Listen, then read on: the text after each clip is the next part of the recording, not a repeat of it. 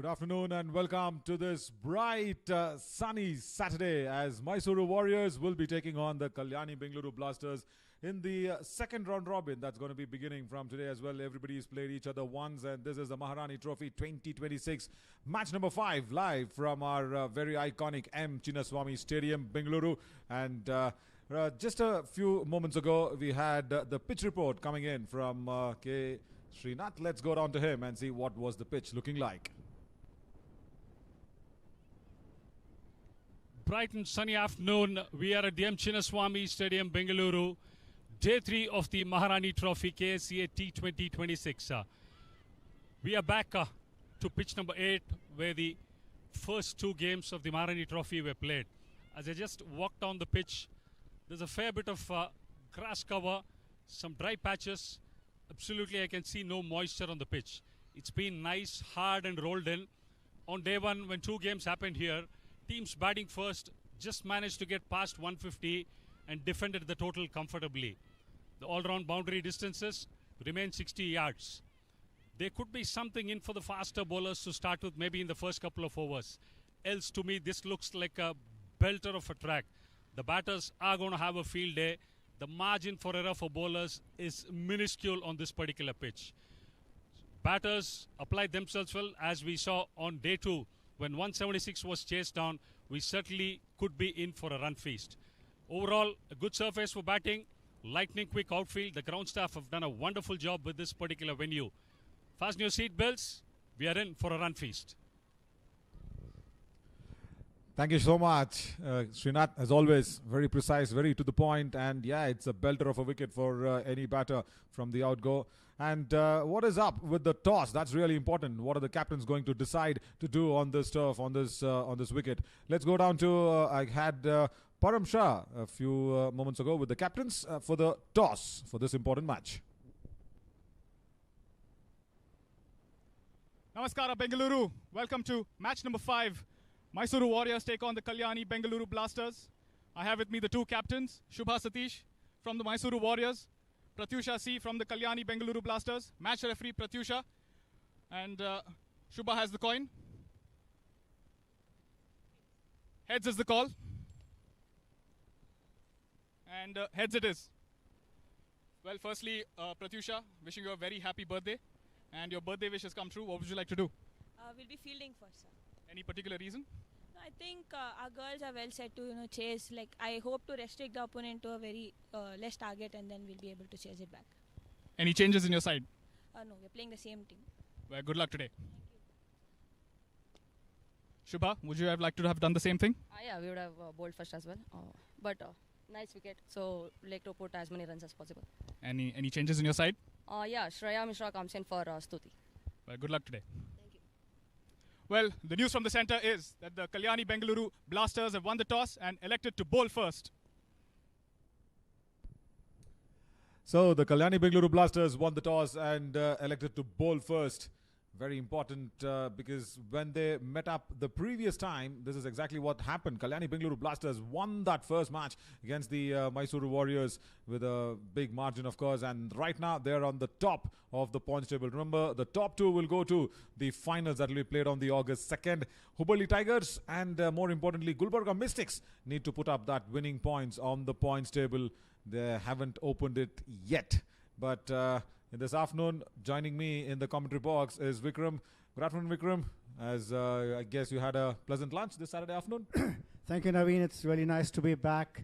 A belter of a match, as my co-commentator Naveen very rightly said. Yeah, we're well placed here. Pratyusha, the captain for the Blasters, saying she wants to restrict the opposition. That's what she really said. It didn't sound so much like we're willing to chase the big score. So what do you make of that? I guess she does not want to go back and chase another high total of 177, what they did last night, I reckon, because he wants to restrict the opponents to probably 160. Well, that's the playing 11 of both the sides, as Ananya Hegde, Chandhasi, Krishnamurthy, Inchara, everybody needs to come to the party.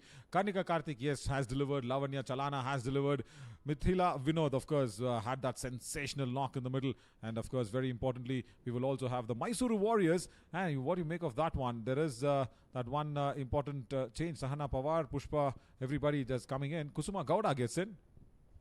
Well, yes, the change is, of course, that Shreya Mishra comes in this time, the pace bowler. So in her place, Stutis gives way to her. So do you really think that they're hoping for a bit of movement off the seam, because Shreya Mishra being that fast medium bowler, do you think she can produce something different? Well, in that new ball, in the afternoon sessions, we've seen some movement. We've seen the ball talking a little bit. So the Mysore Warriors openers will have to be really wary of that one. And very important that they go ahead and have a decent start, if not a big one. Don't lose wickets. And precisely why Shreya is also probably inducted into the playing 11 is because they wanted to strengthen that seam bowling attack as well for the Kalyani Bengaluru Blasters. And yeah, I can probably immediately see that Namita D'Souza is having the new ball in her hand, walking towards the Anil Kumble end. And the Mysore Warriors openers, of course, like I said, it's a very important knock for them, because they need to keep up that momentum. They've got that second place as of now, but that momentum is needed, as Shubha Satish will be opening the innings as a skipper. And alongside with her, I guess, she's brought out Sheetal Santosh, as always, two strong openers for the Mysore Warriors. Yeah, it's going to be a very exciting play. One thing I've noticed, I'm not sure if you agree with me, the balls seem to not, when a ball is in the air for a long time, it doesn't seem to reach the boundary so easily. It kind of tends to hold up. So I think that has something to do with the sand-based surface here. And of course, they are cutting the grass, the outfield grass, for every single match. Yeah, we had that little discussion even in the Maharaja Trophy, because it's that new sand-based in the outfield at Chinnaswamy Stadium. We had that discussion going in. But value for shots, if it's really timed well off the middle of the bat and just piercing the field, I think we've seen that also come in handy to the batters. Depends to see how that'll play out today in this afternoon. Like you said, yeah, the cutting of the grass is a natural process, that has to go on day in and day out.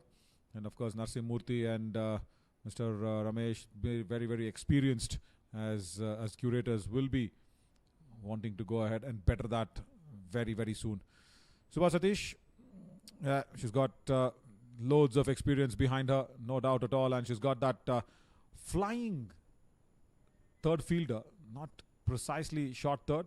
That third fielder is there, and behind there's that deep backward of point and deep square leg. As Sheetal Santosh has also had that good numbers in her career, 5,000 plus runs in terms of all the matches and all the levels probably that she's played on. That's what the graphics has been pulling out.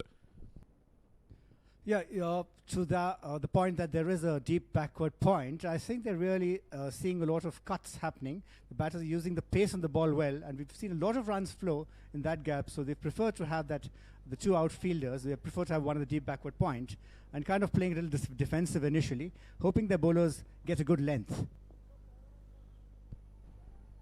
Right, Namita D'Souza is all set to go ahead and start the proceedings.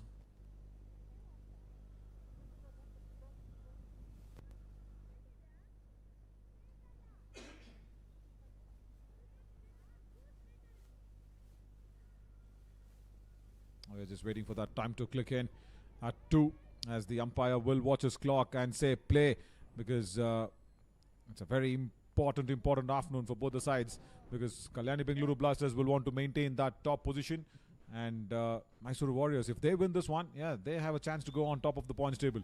Right, first ball, and just drifting down onto the pads, clipped away beautifully well off the mark she goes. See, we spoke of that outfield. See, look at that. Just a clip of the pad, and that did travel fast. So there are few areas in the ground that needs a little bit of an evening out. I think that's a process that the curators will definitely look into and take care of it. And I'm sure this outfield is always as a belter and will value shots from the batter. Yes, yeah, there would be a little pace on the new ball. Also, the varnish, the coat varnish as they call it, the lacquer on the ball, and as a result, the ball carries a little bit initially. I would see it slowing down a little bit as the match progresses. So we'll see what interesting field changes are brought about by Pratyusha. Yeah. For Sheetal. Now off the mark as well. Has to hurry. Ah, shy at the stumps. She had all 3 stumps to aim at from mid-on as Kanika Karthik. Would have been really close. She was punching that off the back foot as well. Had to hurry at the last few strides. Yeah, just hurrying there, wanting to take that single. I want to put a little pressure on the field initially, which is also a good idea. That is close. Mighty close, and these are the few chances that will go your way if you probably get that in the right area. And for most of the matches that we've kind of seen, it's not the power play where the teams get that big flourish of runs. It's been the death overs. So somewhere, in Maharani Trophy, in all those 4 matches that we've seen in the couple of days, I think the death over bowling needs to be really tightened up. Yes, I see a distinct consolidation phase, and that's probably playing on the minds of these. There's a lot at stake over here.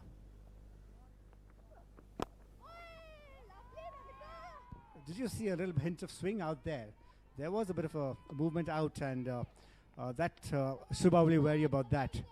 So yeah, I think there's a partner, Srinath, spoke about a consolidation phase, which has become a kind of a fulcrum of most teams functioning.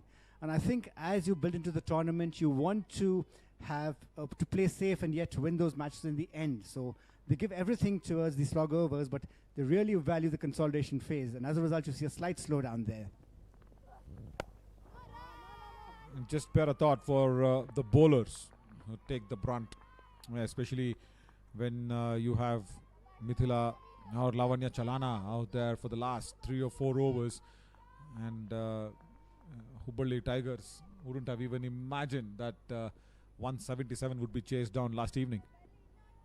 Yeah, we're in absolute disbelief and absolute awe in the comm box, but it has unfolded right in front of our eyes, and it is a fantastic spectacle, one to be remembered for a long time. Good over until now. Pulled away off the back foot. That's gone over mid-wicket. 6. Fabulous hit here from Subha. And the first cycle pure Agarbatti 6 for Mysore Warriors. End of the first over. 8 for no loss.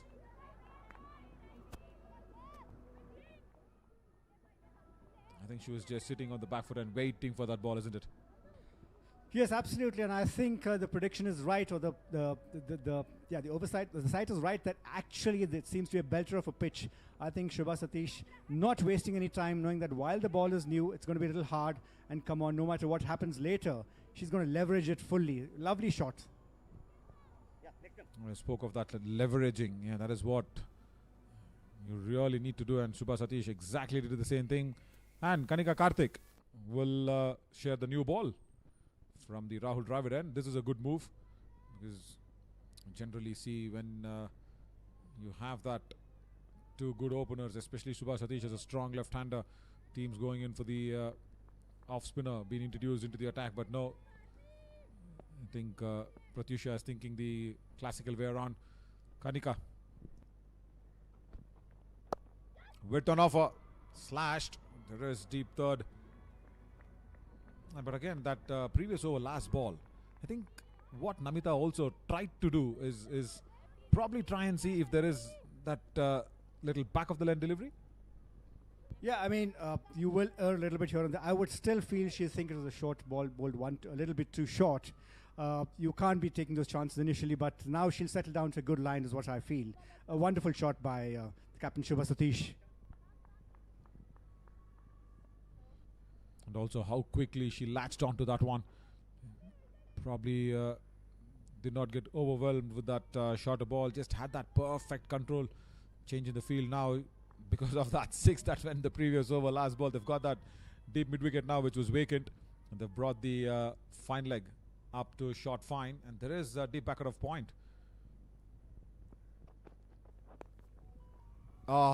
Beautifully clipped away. Fine leg was up in the ring. Boundary. Shubha Satish, yeah, she is dealing in the 6s and 4s now. Just thought that any bad ball will not go unpunished from her bat. Yes, just not sparing anything. Just you err a little bit and I will punish you is what Shubha Satish tells the youngster Karnika, who's going to soon need to adjust a line. She's bowling around the stumps, which is an angle.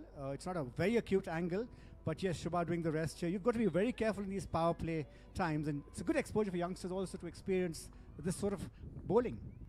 And also that left-right combination. You've been bowling, say, in the nets or in the warm-up, imagining or thinking that there is that right-hander and you have that right-hander first up. But then suddenly, now she's shifted angles to over the wicket. Much better than that boundary ball. They'll come back for the two. Oh, Shubha Satish wants a second throw at the bowler's end. Another close call.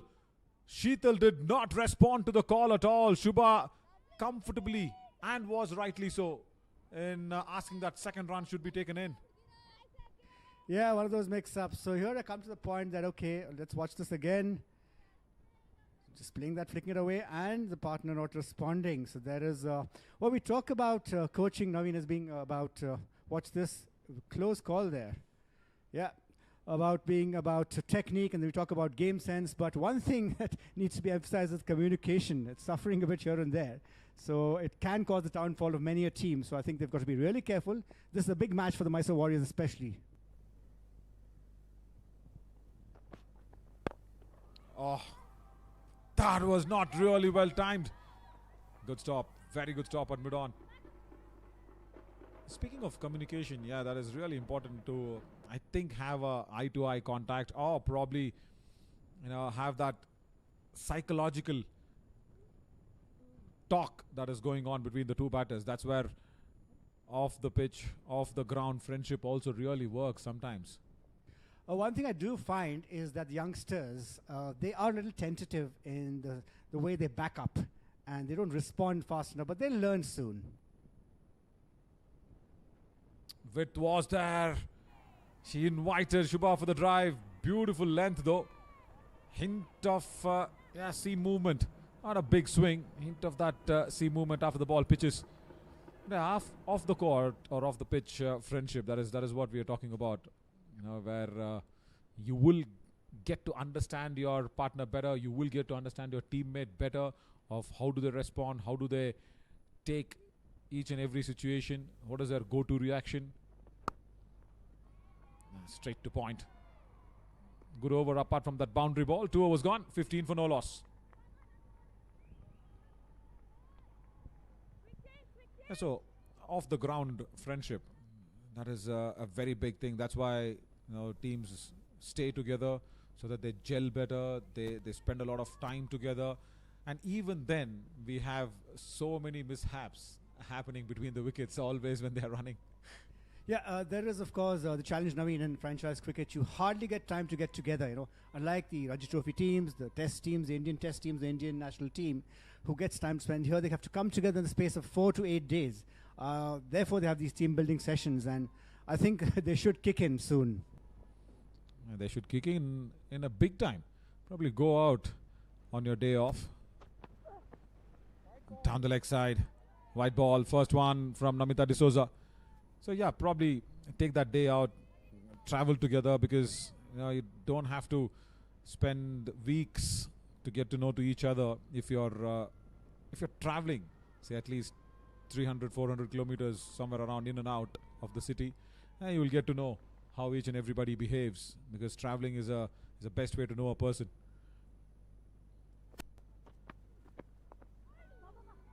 Nudged away.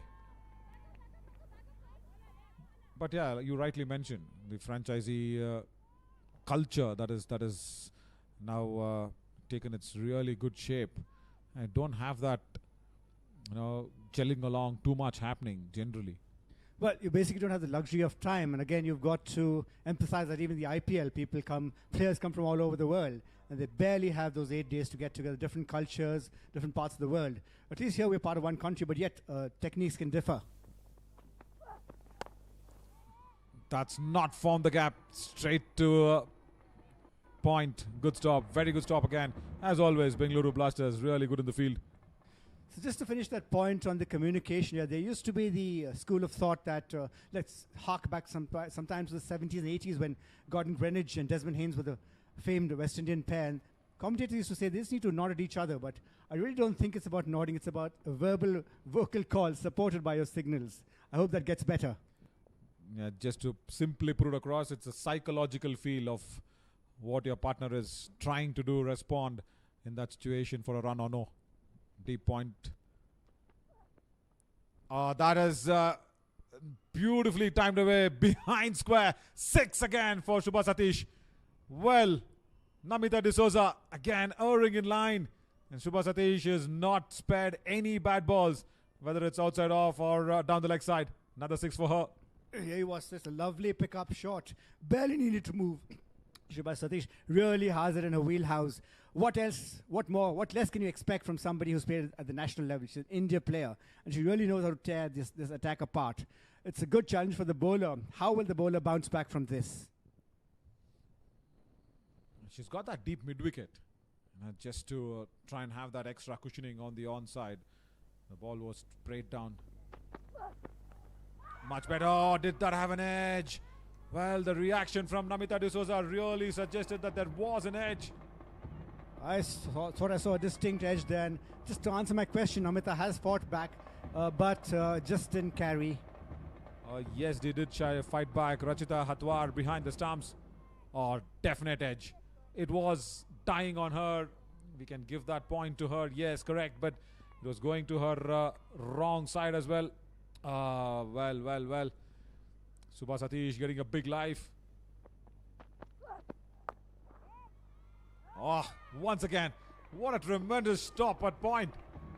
It's a good point to just take in some new techniques that players follow these days. The wicket keepers don't always adopt the crouching position. There is the other, the half crouch, as you're seeing right now. Many keepers do that. It's also a good idea because you need to conserve yourself. And also there's other methods like the touch and go. So that causes your downfall when you have these very low balls, which you just barely miss by a millimeter. Good point raised. Punched off the back foot. Now that's found the gap. After many occasions, Shubha now gets a boundary through covers. 3 overs gone. 27 for no loss. Yeah, the keeper stands nowadays. Yeah, that's really important. It is a very important point, or even that juncture where every keeper decides when to get up. And that is something that you really need to follow, because what happens is, what I have seen today in this day and age, they tend to get up a little quicker. That is something to do with probably extra agility or extra adrenaline rush in the blood or something to do with that one. But get up as late as possible is what the coaches always tell to any wicket keeper. That's true, but also the extent to which keepers get up now or go down in the first place is less, So you're already almost half up. But not taking anything away from the keeper. It's just a little bit of bad luck. The young wicketkeeper, Rachita Hatwar, a very promising player. Yeah, no doubt. That's why I said it was just dying on her and was going to her wrong side. Ritu Gowda into the attack. Also, when you know that it is dying on you so much, probably stand a little couple of paces up, isn't it? That was that back foot punch through covers. Wonderful to look at Shubha Satish when she was at full flow. So you have that couple of paces up near the stump so that you don't have that ball dying on you so much. Correct, quite right. You're quite right. Absolutely spot on. Yeah, I think sometimes it takes a little time to gauge what's happening. And also the pitch might just change in nature a little suddenly. A ball which is smashed around a bit to get a little less hard, and therefore it tends to sag a little bit, right? So that's probably what happened, and she's probably going to adjust her position soon. With was there first fumble at that back of point. Inchara was there when Shubha Satish was batting all that good. Now that's an overthrow as well. Fumble, then that no backing up, overthrow, extra run cost. Well, fantastic players. Shital Santosh. I take a look again at this 2 runs there. I just felt there it goes, just to the fielder, bounces off her, and a little hesitation was happening at the batter's sides. I think for an off spinner, she's done really good for 4 deliveries against a right-hander in the power play, Ritu Gowda. Absolutely right. Also, just finishing that point, that there's a little hesitation from a lot of the youngsters when it comes to responding to the call or taking the call or backing up. And I think that only gets better when you rub shoulders with the likes of Shubha Satish. So there's a lot to learn over here. And that is what Pratyusha is trying to have that field in the right place. She's trying to move the fine leg fielder on the offside at short third for Shubha Satish, and she's got a long on and deep mid wicket. She's asking her to go against the turn, Ritu Gowda, and she just punches it down the ground. Probably I felt that is the field that has been set only for that wrong short ball that Ritu is going to bowl. Yeah, quite right.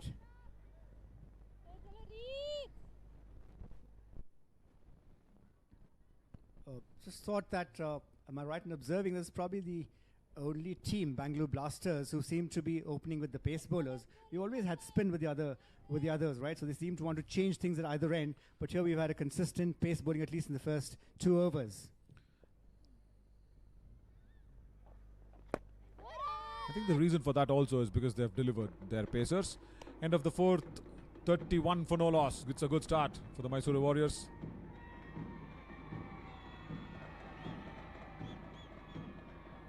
Winning the toss, and very importantly here electing to bowl first, Kalyani Bengaluru Blasters.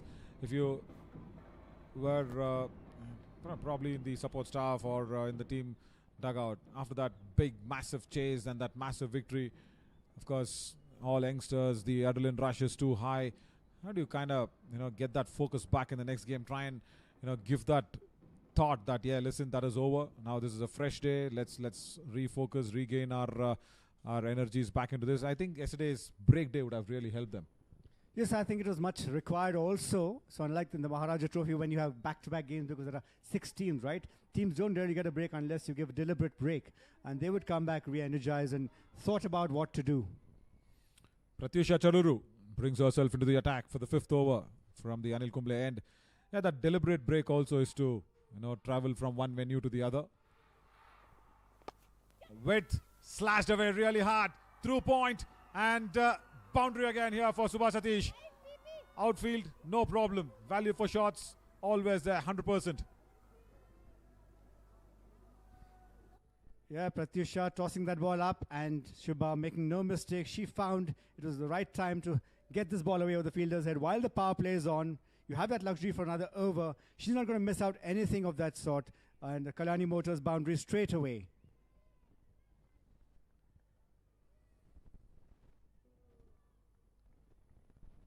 It's very important that in the Maharani Trophy 2026, we've got the digital scoreboard installed.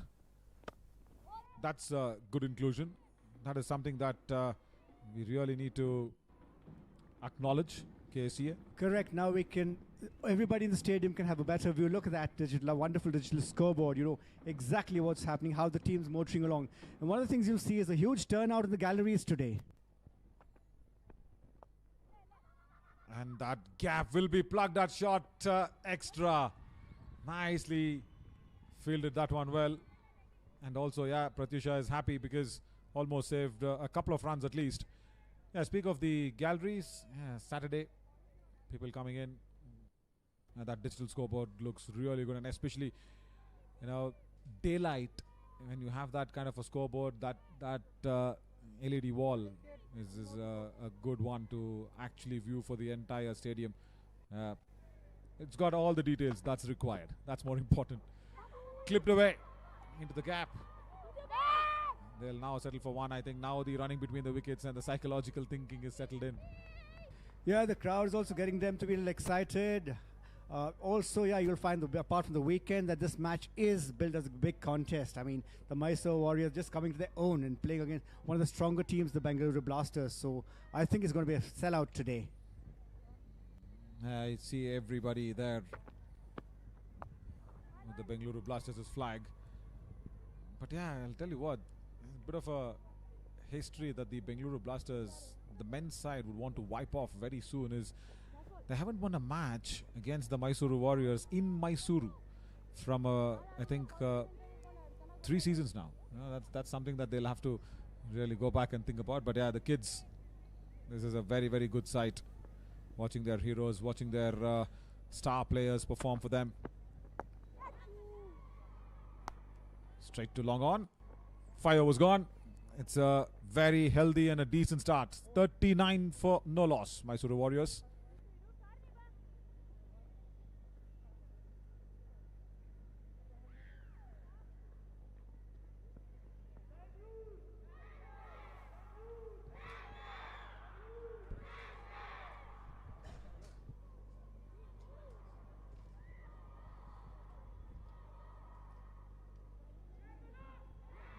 .39 without loss.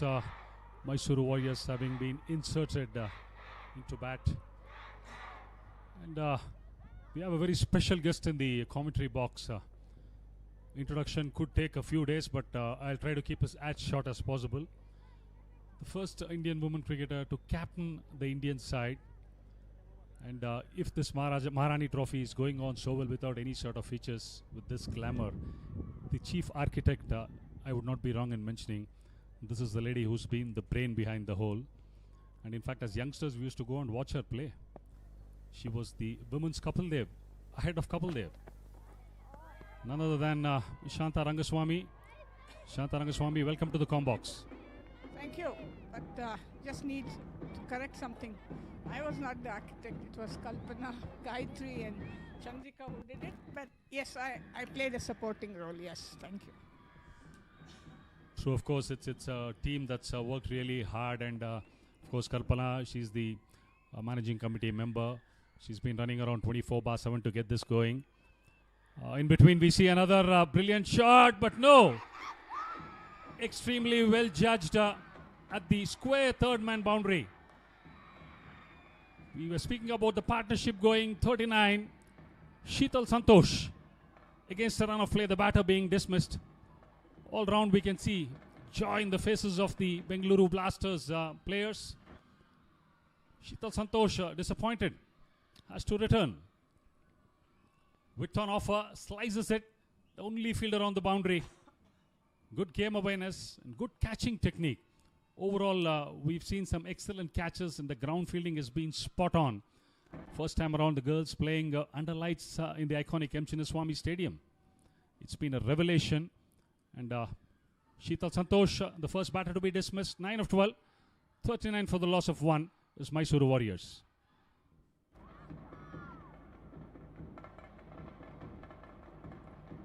Saturday afternoon, we are seeing some school children who come in to watch this game of cricket. Coming back to this Maharani Trophy 2026, couple of questions. Shanta, where did it all kick off, saying that we wanted to have 4 sides, and how did it pan out, saying I think we had 104 cricketers go under the hammer?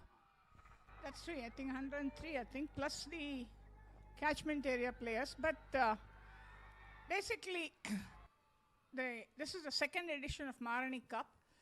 The earlier one last year was a very subdued one, played at Alur and Daylight, and So what this committee has done is ensure that women get to play here at the Chinnaswamy Stadium, and the 2 matches per day, and the second match is under light. So it's an awesome experience for many of them, because I know even Mumbai Premier League, they're there, they have more cash, for picking, the purse is more, but they don't get to play under lights. So this is one area where I think KSC has done a very good job, because this is a unique opportunity for women cricketers. I think you've nailed it, saying it's just not about cash-rich tournament. The opportunities that have been presented. Going forward, if you're going to see more than a dozen cricketers from here being picked for the Women Premier League, automatically the cash is going to follow them. It's more about providing the platform for them, and what better stage for these girls to come out and play in the iconic M. Chinnaswamy Stadium, that too under the newly installed lights. These are just not day games. The first game at 2 o'clock and the second one at 6:30. Very true. In fact, you asked me about the franchisees. They decided to stick to 4, though 2 other franchisees were interested. But then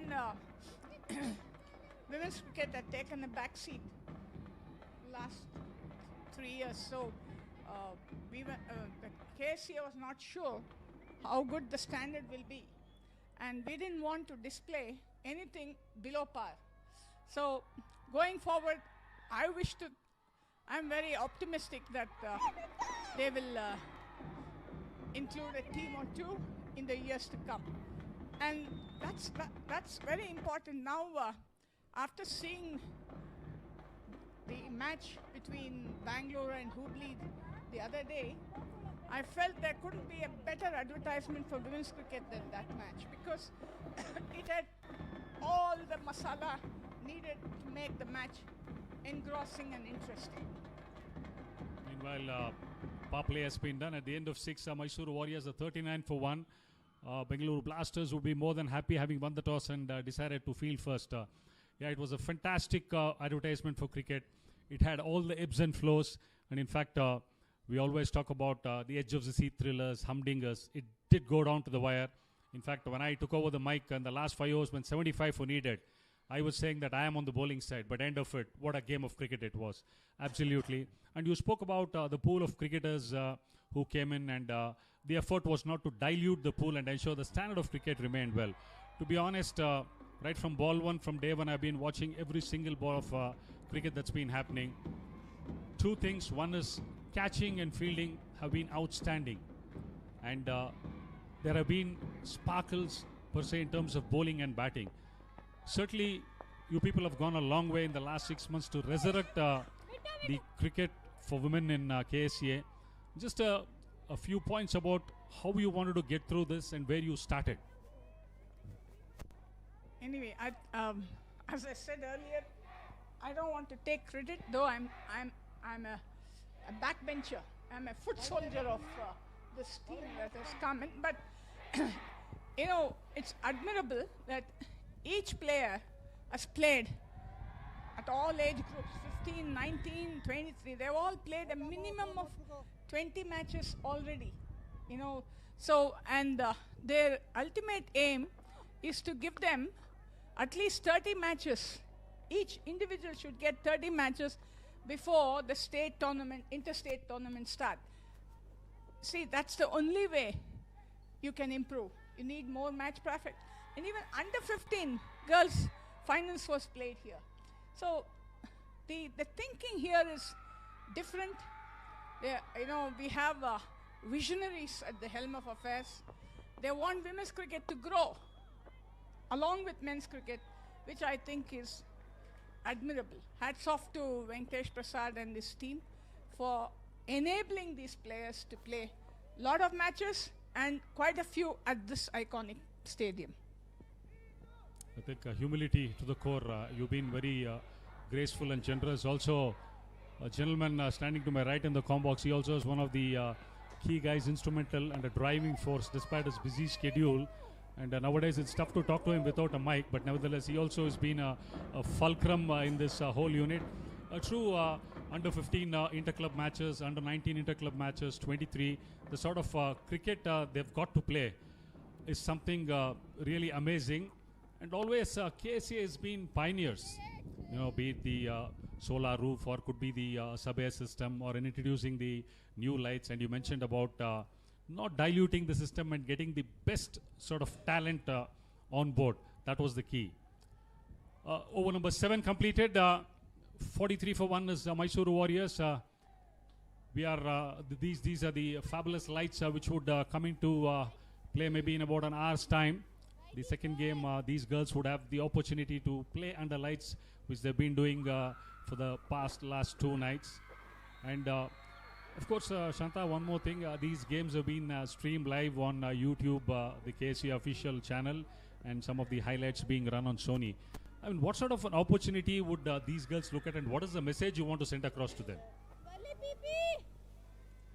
I think they are more than happy with the opportunities being provided to them. Now it's up to them to make good use of it, grab the opportunities. I can tell you one thing, this committee will not hesitate to do what needs to be done. Take the instance, first day there was no electronic score and it was difficult for people. Even the players could not. Now with our request, it's been put up now. So likewise, now some of the franchisees had some issues, like they wanted more people to come and watch. They said, we want to bring our supporters. Immediately KSC has permitted it. So see, there is nothing negative here. Everyone wants the game to flourish. And talking of the gentleman to the right, you said he is the chairman of the Women's Cricket Committee of KSCA. And he has been, though not physically present most of the time due to his commentary stints, but contributes a great deal in organizing things.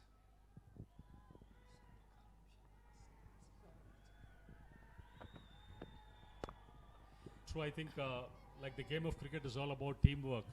To get this whole thing going requires a lot of work within the team, and the unison and the sort of cohesive attitude that you people have possessed, I think has put forth a wonderful tournament that has been going so far. In fact, we at the Combox are getting such a wonderful view of what is being taking place, especially the LED scoreboard on visibility there at the right under the Rahul Dravid end. And coming to the age group cricket, the transition, we've had the 15 girls, from there we get to 19, 23, and then the senior cricketers. Of course, there are a lot of franchisees who are watching these games in close quarters. There have been some amazing talent on display. Certainly, Sheetal Santosh, for that matter, one girl, she's got 192 in an under-15 inter-club tournament. That speaks volumes of the way the game has been run in the last 6 months, especially for women cricketers. Yeah, I watched her at the other game. She could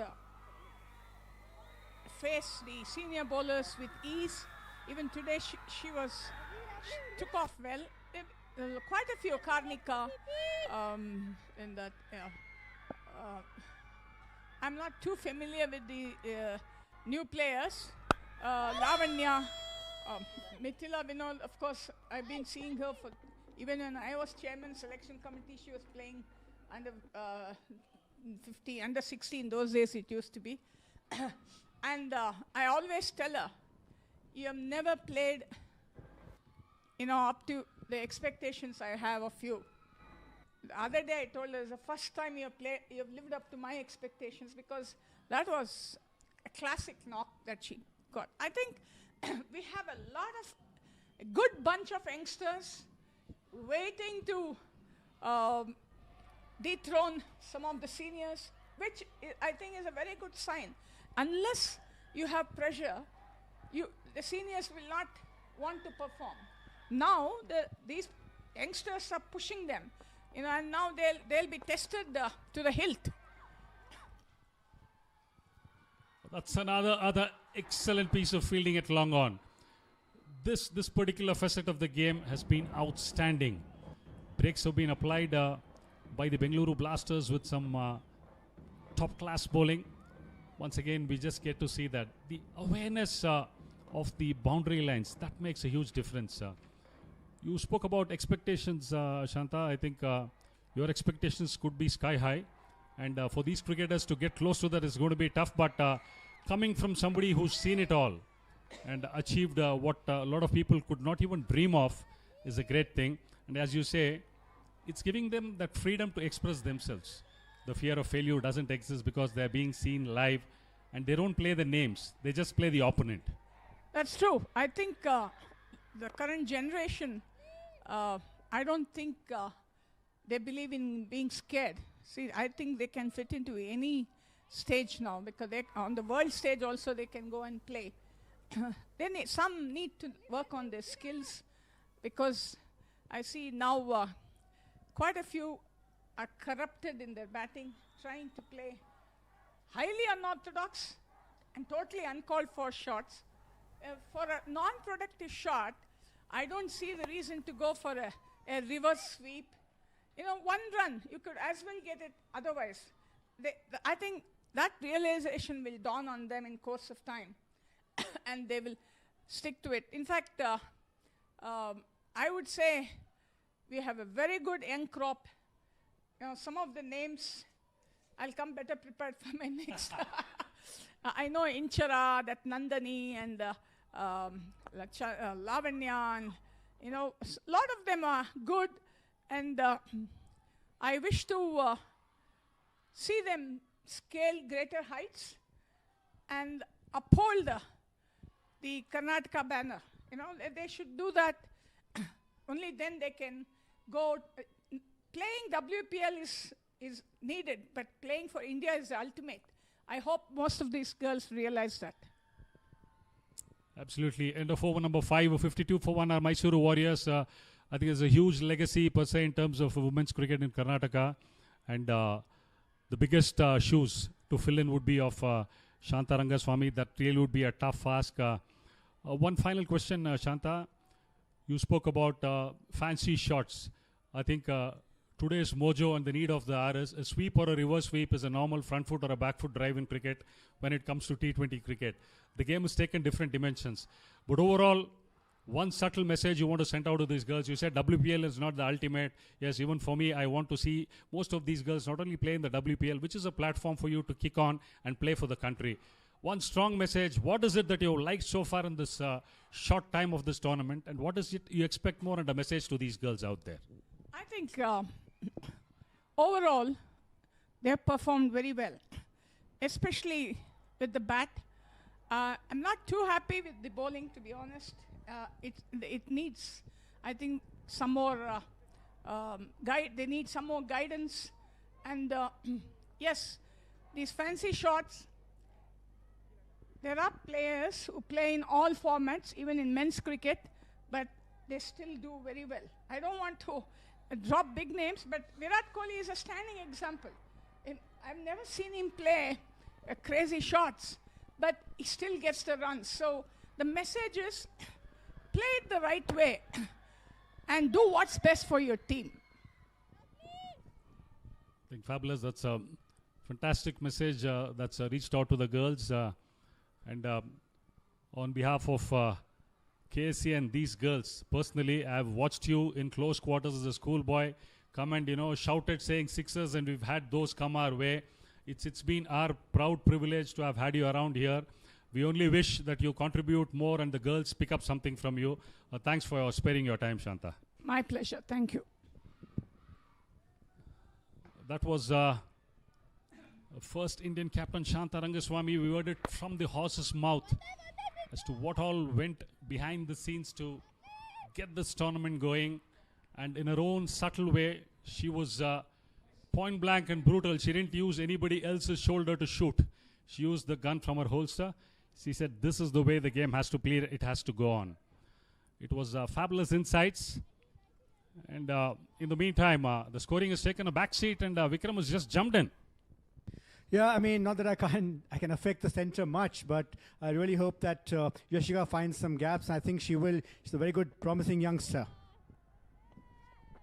So I think lots of word of wisdoms from Shanta Rangaswamy. I know two things. She's an icon, and a lot of these cricketers, most of them wouldn't have even been born when she had finished her cricket. But what a cricketer she was. In fact, we as young boys used to go and watch her play. And if at all there is some footage. In the meantime, trying to up the ante. Yashika perishes in search for runs, and it's just in the bread basket at long on. And Ananya Hegde, the leg spinner, comes in, straight away strikes off a fourth ball. Second wicket down for the Mysore Warriors. Well, something's got to give, and Yashika sensed that, trying to clear mid-on, and she holds out. Trying to use her feet, just clear that field. A little ambitious there. She would have been better off trying to aim for some of the gaps, but easy to sit here and say that. A comfortable catch taken by Inchara, who celebrates. Bengaluru Blasters feel they're right on top. So the heat was on, and we can see the celebrations taking place. A huge chunk of supporters for the Bengaluru Blasters. It's been the same when the men's team played in the Maharaja. A similar turnout, this being a super weekend. We are on Saturday, and this is game number 5. And the table toppers as of now has been Bengaluru Blasters. The reason being the sort of out cricket they've played. Yeah, as you saw a section of the crowd, the Bangalore Blasters, they're in droves, they're in big numbers. And I'm expecting also that Mysore will have this contingent because Bangalore, of course, is the local venue, but Mysore is not far away, so a lot of Mysoreans may already be in the crowd. We'll probably see a section of them soon. It's a sea of whichever blue you call with that gold on that. The flags are flying high. This has got a terrific atmosphere, and that's what is egging the Bengaluru Blasters team on. And this shouldn't be deterring the Mysore Warriors by any stretch of imagination. They're getting to play under crowds, under pressure. This brings in Shishira, other talented youngster. We saw her score a brilliant 50 on the other night, though it wasn't a losing cause. There's a lot of promise in this particular edition of Maharani Trophy, which Shanta was talking about, saying they didn't want to dilute the pool of players by having more teams than maybe it could happen in the years to come by. Well, a bit of a struggle after they lost Sheetal Santosh. Just one ball away from the halfway mark. I would say more than pleased would be Bengaluru Blasters with the decision to bowl first. Once again tossed up, taken on the full. Not much damage done. This is the halfway mark. 57 for the loss of 2 wickets. As Mysore Warriors saving grace is still the skipper. Shubha Satish is out there batting on 39 of 30 balls. And just wait for the signal from the umpire. We'll just show the wristwatch saying that we are going in for a 2.5 minute break for drink. Is this the right time for the Mysore Warriors to just regroup? The coaches would come out and rework the strategy and have a quick chat.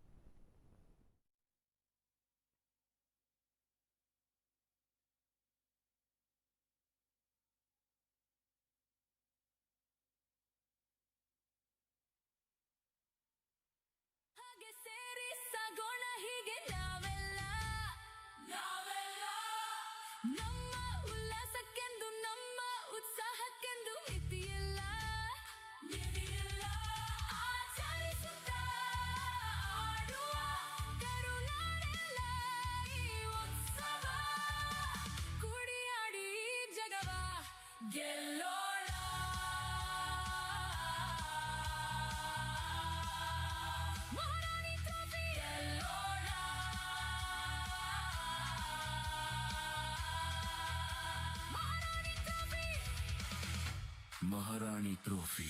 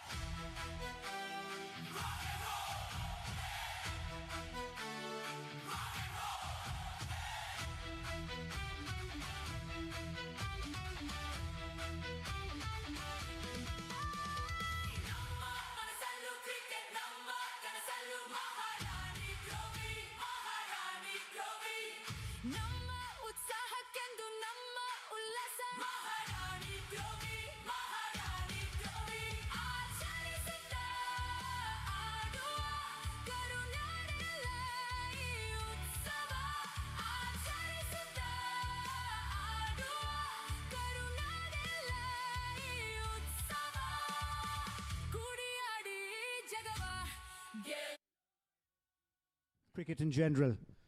Thank you, Vikram. Means a lot. But the score is not meaning a lot. That's the problem for the Mysore Warriors because the first 5 overs were good. They were around a 40 odd without losing a wicket. But then things have started to look down the hill for them. Shouldn't have actually let go of those couple of wickets. It's really important for them. Good thing is Shubha Satish is still there. That's the important thing. And probably during that drinks break, they would have had that discussion saying, okay, Shubha, carry on as long as you can. Yes, and now I think we need to title these two left-handers something. The Southpaw twins, should we say, for a start. They're always together. They play for the same club, FUCC, Friends United Cricket Club 1. They also play a lot of the other private tournaments together, and here they are playing. They play for the state as well, and they're playing for the same franchise yet again, second year in succession. Swept away will be that short fine fielder. But a good stop. Very good stop at deep backward of square. Nicely keeps, the Southpaw twins down to 1. And good effort. Very good effort in the field. Not easy, especially when that ball goes towards that practice pitches. Yeah, there you see that shot. Just going all the way down there. Good effort in the end from the fielder. Just playing safe, just parrying the ball back, which is something we need to learn in India to do a lot more. Parry it back. Don't go for the perfect dive. Yeah, Lavanya Chalana down there in the deep. They will get that couple of more runs. Yeah, especially she's still, having that little scratch probably near that near the stomach where she just fell on that practice pitches, Lavanya Chalana. But like you said, yeah, don't go for that full length dive. It's really important that they understand that one. But then speaking of the left-hander combination, Shishira and Shubha Satish, probably the dangerous recognized pair in the middle right now for the Mysore Warriors.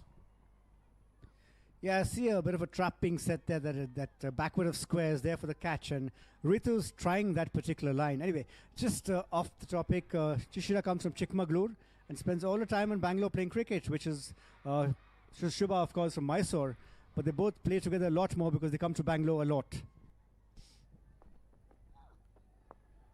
Down the wicket, she did step down very early. Ritu carefully just slows the pace down. And Chikmagaluru also, I'm sure you should be knowing that it's a very picturesque district. And most important is, generally you associate Kodagu, Coorg for coffee, but Chikmagaluru coffee estates, and that has got a different flavor and different taste as well. Just to speak, if you're a coffee lover. Yeah, I mean, I'm just futuristically looking. If we have a new franchise like the Shimoga one, they want to grab Shishira because Chikmagalur comes under Shimoga zone, right? Correct. A little bit of a social story there.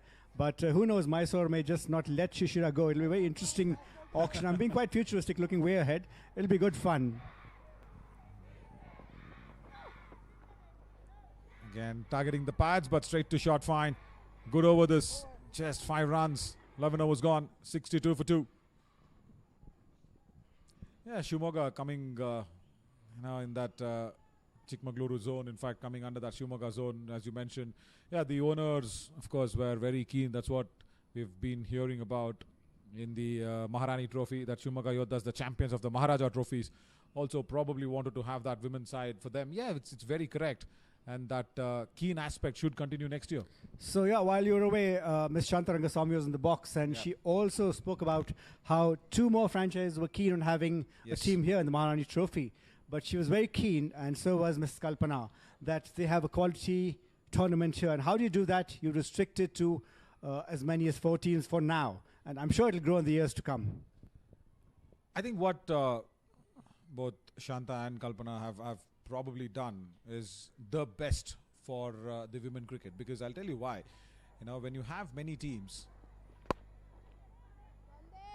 it is a mandate that becomes to the owners or the coaches that you need to fill certain number of players. Then what happens is the threshold factor becomes a little more wider. It does not have that sharper threshold factor if you're getting in only the top notch, or say top 100 players into the 4 sides who went down under the hammer. Quite correct. There is the idea is good, but there is the time for it. And I'm sure with the new administration, which Ms. Shanta was talking about, they really have they're right on their toes, and they know exactly what to do, when to do it. She tried a flipper, Ananya Hegde, into her second over, but then turned out to be a full toss straight to Pratyusha. Now it seems to me that these 2 batters played with each other. It's just being a little bit careful not to lose too many wickets, because yes, wickets in hand is going to be an advantage. So I see a big slog coming towards the end and the death overs. Oh, just driving in the appeal for that one. Wide given from the umpire. Umpire was silent until the appeal. Now that is very interesting. This is something that we'll have to really watch it again. You take a look at that, and then you're tossing it up, and it is just inside the guidelines. So there is that subjective judgment by the umpire. It's a $1 million question about whose judgment is it really? Subjective or objective? I think it's probably reactive from the umpire. That's what I'll have to put it across. Yeah, you didn't have the guidelines back in the day, the tram lines as they call them, and umpires took that decision upon themselves, the subjective one. But here, I think umpires are entitled to that a little bit. Just watch this. Just the umpire. Southern Haninde was very, very, very animated telling the umpire after this. No, it's inside the guidelines. What's that? Umpire made up his mind. I'm the judge here. But I liked what the umpire did. You know, he was quiet until they appealed. But then when the appeal went up really loud, he's like, no, that line belongs to me. I think we'll go with the umpire as always we do. Oh, that was quick. And that was that flipper that came at the back of the hand from Ananya Hegde. Yeah, this day and age, leg spinners are here. You see that ball again. Tossing it up there. Just beating the bat. Leg spinners expected to have a variety. So there's a lot of talk about developing youngsters around the leg break ball, the wrong one, the flipper. Tried a wrong one. Wide this time. Very comfortably. Even when they don't appeal. Yeah, it was out of that wide guidelines. So umpire giving very clear guidelines to Ananya and team. Say, look, just bowl at the batter. Don't drag that line too far out. But why is he even trying that line? Because there is nobody at deep backward of point. There is nobody at deep third. It's a dangerous line. Converts that to a full toss. You're spot on about that, Naveen. I'm just thinking that she thinks the ball is going to be turning big, and probably you'll see one of those slugs out to the cow corner, who I think is now three quarters. She's headed all the way back now. Probably I see that. Good point, but you know, even to ask the batter to slog it, I think Ananya needs to have that flipper little more flighted than just bowling it short. When you bowl it short, you generally have that back foot tendency, and especially left-handers like me, someone you know who loves to be on their back foot. Generally, that happens. So if you need to bring that cow corner into play, flight it up with the flipper. Not like that. Definitely not like that. But nevertheless, it's a decent over. A couple of wides involved. 12 gone. 67 for 2.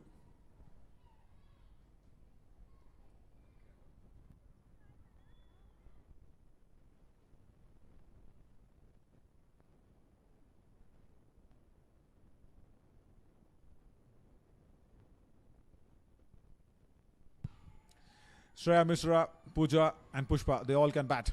No doubt there. But this partnership, they need to say somewhere be at 100 at least in the end of 16th over maybe. Right? 15 or 16 overs, 100, 102. And yeah, we've got a match on for the next 60, 50 runs coming in. Yeah, now we'll be some time away before the Mysore Warriors bowl. But what I've noticed is they haven't used Pushpa Keresur much. The pace bowler played for Karnataka. She was kind of the number 1, number 2 bowler at least in competition, the BCCI competitions 2 or 3 years ago. There's a reason they're holding her back. There's probably one reason they've gotten Shreya Mishra, who's the pace bowler also. They're probably using them a little bit more to give a bit of a change, a little variety to their attack today, not just rely upon spin. I think they just want to pluck a leaf out of the Kalyani Bengaluru Blasters' book as well, because Kanika Karthik and the left armer Namita D'Souza, you know, they've done so really well, who bowled really well in the first over. So Karthik back into the attack. Oh, good start. Oh, in fact, it is Mithila Vinod. Oh, they look so similar. They really look so similar. You're absolutely spot on. I mean, they look almost identical twins. Separated at birth, perhaps. We'll check on that. And similar bowling action as well. Good extra bounce. Just that one giveaway is you probably see that Mithila tends to just, you know, move away as she's bowling. She's probably, a lot of tricks these guys learn when they go to the NCA, the COE. So Mithila's been there a few times at the level at which she's played. So there's various things they try to do, use the crease differently, in different ways also. That's logged up in the air, hasn't been timed at all. And the catch goes down. Shubha Satish gets a second life. It's just sliced up nicely. The fielder got to the ball, but the hands, they were at a little wrong place. Yeah, just not able to hang on to that one. Neither the batter nor the bowler, or nor the fielder. Just falling short over there. I mean, just falling a little ahead of her. So it's not going to be easy there. These bowlers are doing something slightly different out there. That's a wise captain, isn't it? You expect her to take that one. Chandasi goes across outside the off stump. Pulls away behind square leg. 50 for Shubha Satish. What a good knock for the captain. Her second one of the Maharani Trophy 2026, and she definitely will be really happy with the way that she's got there. The dugout are standing up in celebration. Yeah, good to see the other Southpaw twin, as we're calling them now. Last time it was Shishira who came up with that lovely figure of 50. Pulling it back, using all the power she has. The ball marginally falling short of a 6. That's a Kalyani Motors boundary there.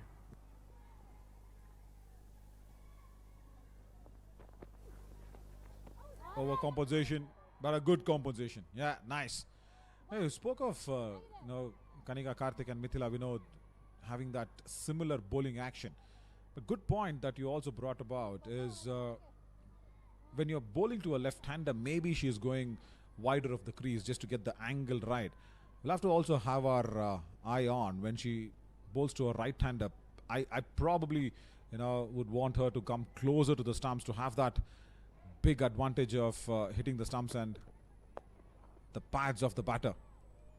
Probably, I think that she's bowling for 2 left-handers. She's going a little away from the crease, or she generally does that. Yeah, it's a good point you make. We have to wait and observe. From my recollection, I think that tends to be a style at certain phases of the match. I don't know what it does. Some of the better coaches know it probably takes a real swing on the ball.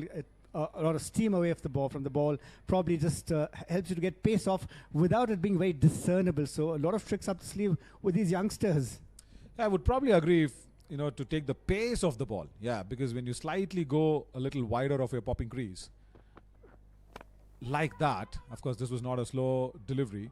Misfield again, Pratyusha, but there is backing up. Good over this for the Mysore Warriors. 13 gone, 75 for 2.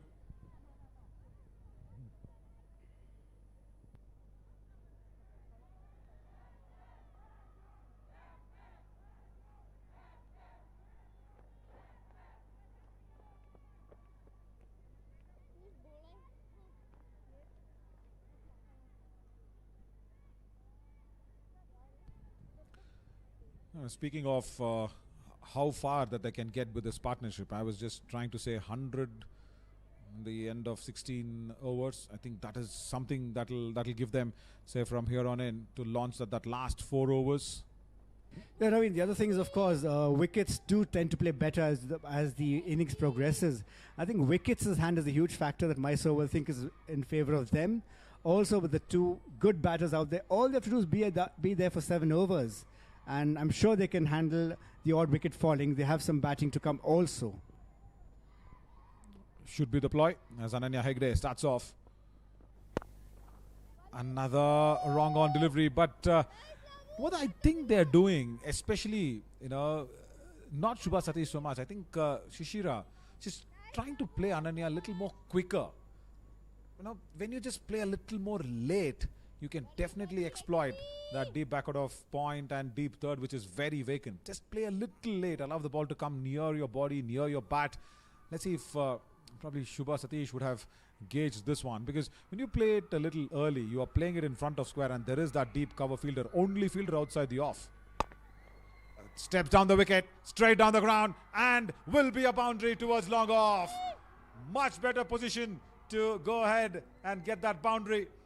I was saying play late. She says no, I'll play extra sooner than later.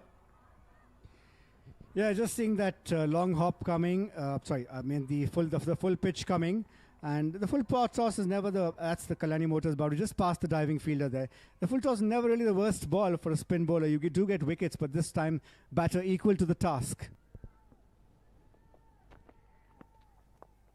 In the air and gone. Taken. Ananya Hegde strikes. Shubha Satish does not pick the wrong on. It's shorter in length, yes, but a good catch. Kalyani Bengaluru Blasters will be delighted with this breakthrough. Yeah, that's quite a breakthrough coming at a time that Mysore wouldn't have wanted. And I just wondered what Shubha was saying and what she was surprised about. Was she talking to herself? Plays the shot straight back into the bowler's hand. She's probably, I think there is a little bit of gamesmanship going on there. And the Shubha is absolutely probably doesn't like it, whatever's that's right in your face, trying to make a point. And I've seen in some of the club matches, Naveen, that Shubha has actually decided to walk not toward the pavilion after she got out, but walked away in the direction of the crowd and had something to say about people who are talking about her. So she's a little like that. She's too extreme. She's a very calm person otherwise, but something can get her agitated. So that's the fall of the third wicket. And I think a little bit of frustration. Mysore wouldn't have liked that wicket to fall right now. But they still have some tricks in the bag. Good knock from the captain. 80 for 3. And she's dismissed just after her 50. 57 runs of 44 deliveries. Good knock. As the dugout will welcome her. But what exactly happened is this before she got out. Because that was the first 6. And then she's very, very strong on that back foot. Couple of sixes. And then all those nudges. Today she's played a lot on the onside. And then once again punching off the back foot. Also using the front foot when there is that flight offered. Got to that 50. And immediately after that, she just did not pick that wrong on at all. Back foot, yes, but straight back to Ananya. I think it was unintentional from Ananya. Probably, yeah. And you did notice, of course, she was saying something to Shishira at the other end. But it's hard to fathom what that may be because they were actually roommates and they're good friends. They asked to be roommates and they've been good friends before and since. So some friendly gamesmanship going on out there, perhaps. But Shubha taking exception to that, perhaps. Back of the hand once again, even to a right-hander. Pushpa comes in at number 5. Ananya Hegde has got a spring in her step for sure. Yeah, you mentioned that they asked to be roommates, Shishira and Ananya Hegde, both of them. Yeah. Yeah, this I remember the under-23 is in Trivandrum when they'd been. Yeah, this was the previous season, the season to the previous season. And it was told that there was a shuffling of roommates just to make it more comfortable for everybody. And they both opted for each other so they can enjoy each other's company. In the preliminary series was in Trivandrum, and then from there on the team traveled to Guwahati, where they got knocked out in, I think, the quarterfinal. But yeah, they're good friends. A little bit of drama, some social camaraderie, but you never know. It's this tournament gets you on the edge sometimes. I think probably that smirk from Ananya was, when you share the room next time with me, I'm going to be sleeping under the AC, maybe. Yeah, they probably couldn't make up their minds who should share which bed. Yeah, that's why. Yeah. That's probably the challenge. But nevertheless, a good over. Very successful one from Ananya Hegde. 14 gone. 82 for 3 now, Mysore Warriors.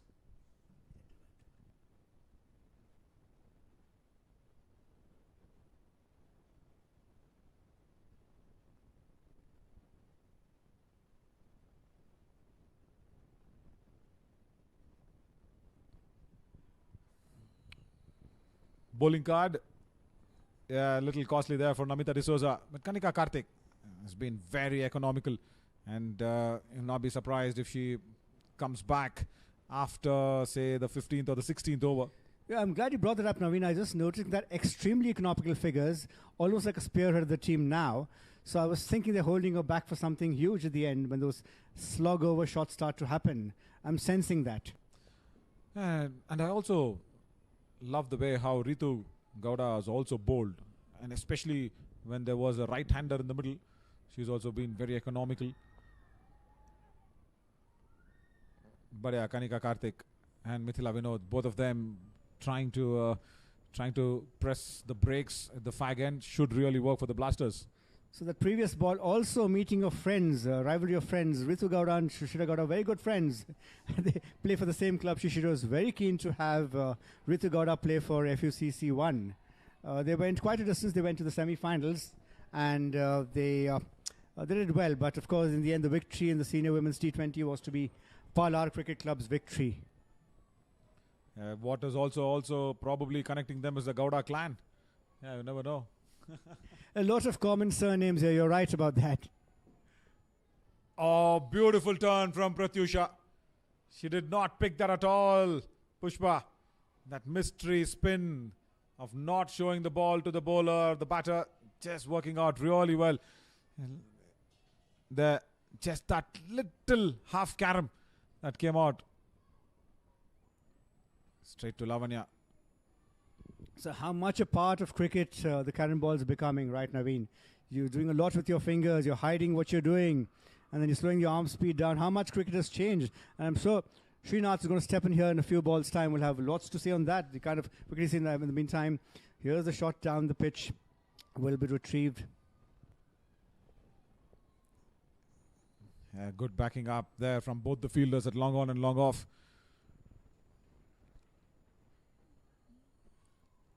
Carom ball is a tough one to bowl, that's for sure. You don't have to be a carom board champion for that one, but it's a very tough one, especially in a hard new seam. You will definitely tear some skin on your fingers. But the first time I saw something unconventional was across the seam. Jeff Allett did it back in the 90s, but more about that later. Slapped away. Umpire had to sit down. The ball will be dislodged straight down the ground for a boundary. Strong shot from Shishira Gowda. Umpire, yeah, he's back on his feet now. Cracking drive there. This time Shishira taking her Pratyusha apart. And this is probably a little bit of a revenge against the team that defeated them in the semi-final of the Interclub T20s. For those of you who are aficionados of the club Interclub Championships, a boundary there, Kalyani Motors boundary. I think now she's trying to change gears, Shishira Gowda. This is the right time for her to do it. 15 gone, 89 for 3.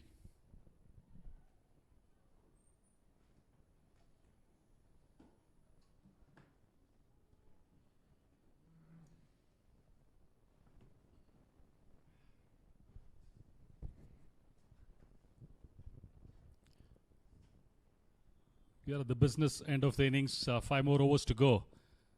Batting first to Mysuru, 89 for 3. Change in combox, and we did see this young handsome man at the toss. Post that he disappeared. The fans did mock him there. He's come back on a hot seat. Param, welcome back. Good afternoon, and good afternoon to all our viewers. Yeah, my apologies there to match referee Spurti.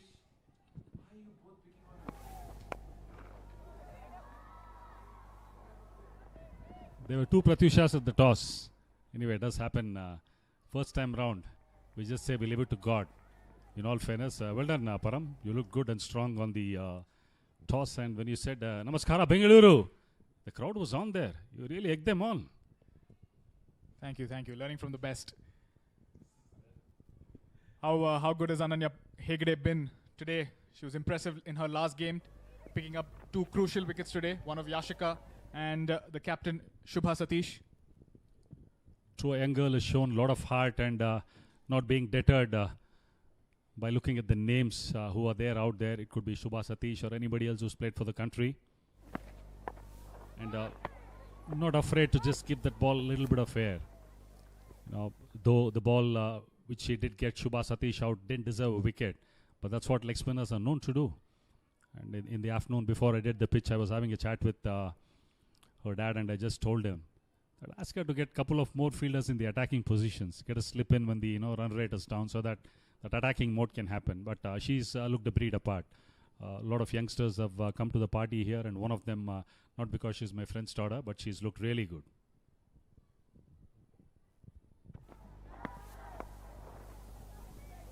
Absolutely. Not just Ananya Hegde, but few of the other bowlers from the Kalyani Bengaluru Blasters. Karnika Karthik, who's been outstanding. Namita D'Souza as well. Took a brilliant catch earlier today. Yeah, and of course, from the Mysore Warriors, though, they have names like Shubha Satish, young, talented cricketer. Somebody like a Shefali Vama in that mold. Sheetal Santosh. For viewers to just remind, she got a 192 in an Interclub Under-15 girls tournament. 30 over a side game.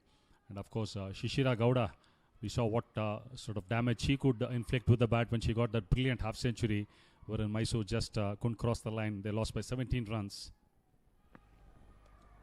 That's the sort of ability and talent we are seeing in this particular tournament.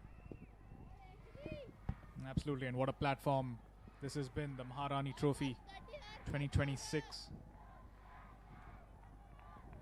Amazing to see these young ladies, these superstars of the future, come out here and showcase their talent. Smart bowling, saw her step out, but just followed her down the leg. Once again, another outstanding over from Ananya Hegde.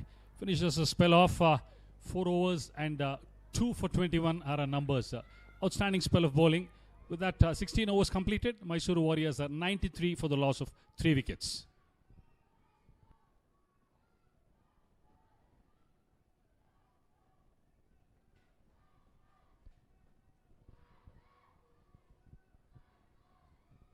.39 when they lost the first wicket of Sheetal Santosh. After that, somewhere Mysore just lost the plot. Some tight bowling, fair enough, but they just couldn't get off the blocks. That's where they see themselves where they are, and the projected score is talking about 116. Certainly much below par on what we've seen in this tournament so far. They were looking good in that power play. Looked like they were going to get to that 45-50 mark in that power play, but the loss of that first wicket and pressure back onto them. The death overs, Mithila Vinod coming back for her second. Going to be very important for her not to give away too many in this final leg of the innings.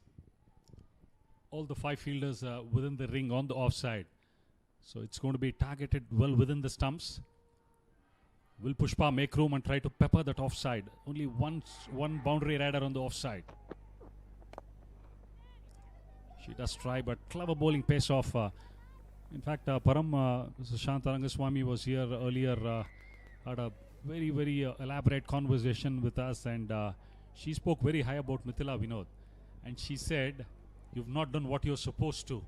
You still have a long way to go, and maybe the chat she had with her propelled her to get that brilliant 49 not out the other night, in chasing down 176. Absolutely, what a brilliant knock, and what a brilliant partnership she had with Lavanya Chalana. They were absolutely on song that night. Out of nowhere, they got that victory, chased 178. Beautiful knock there. In fact, 30 balls and 75. My partner in the combox was a fence sitter. Suddenly when they required 15 of 2, he said, I am on the batting side. That was not fair. Loud appeal, and yes, in affirmation. The finger goes up. Dot balls, pressure building. Mithila Vinod, we were speaking about her all-round prowess. And she's come to the party, and the big scalp. Shishira Gowda, when the team needed her the most. Bengaluru Blasters are seeing the back of a power hitter. 4th wicket, Mysore Warriors lose at 94. Yeah, Mithila Vinod just slightly keeping it wide and trying to go over covers there. Shishira Gowda edging that to the keeper. Well taken. Kalyani Bengaluru Blasters now in all sorts. This time around makes amends. Rakshita, the wicket keeper, she dropped a tough chance of Shubha Satish. And there we see Shishira Gowda certainly will be disappointed with that effort. Lots were expected from her bat, and Mysore Warriors certainly in a spot of bother. 94 for 4. 5.76 is the current run rate. 115, 120 certainly will no good for their performance as of today. It's looked a real beauty of a batting deck, and this brings in Kusuma Gowda. Yeah, certainly 130 from here. Could that be a possibility for the Mysore Warriors? Certainly looks a good track. Definitely doable at this point, but comes down to the shoulders of Kusuma and Pushpa. Mind you, 176 was chased down by this Bengaluru Blasters. They bat deep, they bat really well, and so 120, 130, they certainly would take it with both hands after winning the toss and deciding to field first. These singles would certainly not hurt them by any stretch of imagination, and Pushpa is more or less the batter who's seen a little bit out in the middle. She's been around for 10 balls. The onus will be on her. The sort of pressure the Bengaluru Blasters bowlers have applied after the loss of Sheetal Santosh has been impeccable. Absolutely, and let's not forget the attack that they have in Sahana Pawar and Pooja, and their highest wicket taker Yashika, who's been absolutely outstanding this tournament. tame dismissal, nothing short. Once again trying to up the ante. Second wicket going down in this over. Once again it's Mithila Vinod. Talking about Pushpa, who had spent a reasonable amount of time in the middle, but trying to clear the infield, hitting the top of the bat. And a tame dismissal, a comfortable catch at extra cover. Yeah, good line, good length there from Mithila. Absolutely nothing short. And easy catch there for Ananya Hegde. This was absolutely unnecessary from the batter there. And the Kalyani Bengaluru Blasters fans, they're elated. So you can't keep Ananya Hegde out of the game. 2 wickets with the ball and a comfortable catch at extra cover. 95 for 5 at this point in time. And Mysore Warriors certainly in a big hole. And Pooja Kumari, we've seen her do wonders with the ball in hand, and a capable all-rounder, can play the big shots. But can she unleash it as of today? And Mithila Vinod looking very, very good here. She's not giving away too much room, not making it very easy for the batter out there. And she's got the right field for it.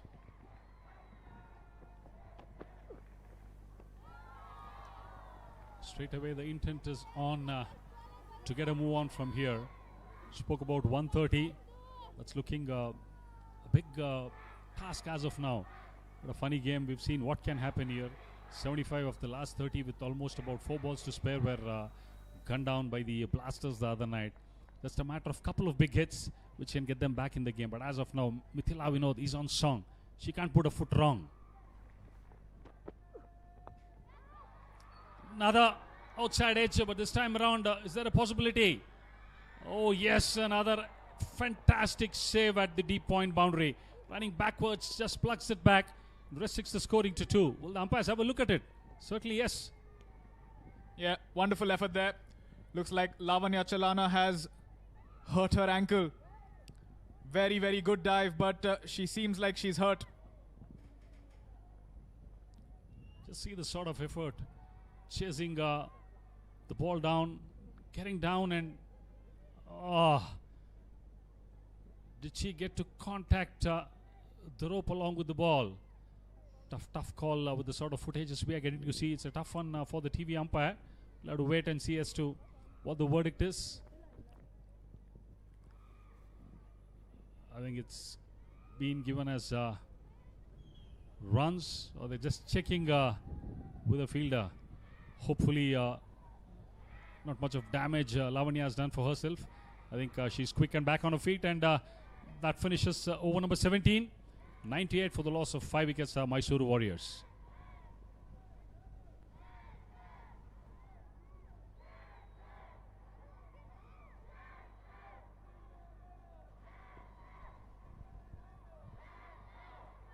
Three more overs in this innings. They still not got to the 3-figure mark. Just put your hand on the button. What is the score you would look at, Param? It's just a wild guess. Can be optimistic. Maybe 115 from here. Should be somewhat of a respectable total with the kind of damage they've faced. Although easy for the Bengaluru Blasters to chase that down. They take that any day. 115, 120. Pratyusha would be very, very happy with that. To get those many runs against Karnika Karthik, who's had a brilliant outing. Just 8 conceded in her spell of 2.1.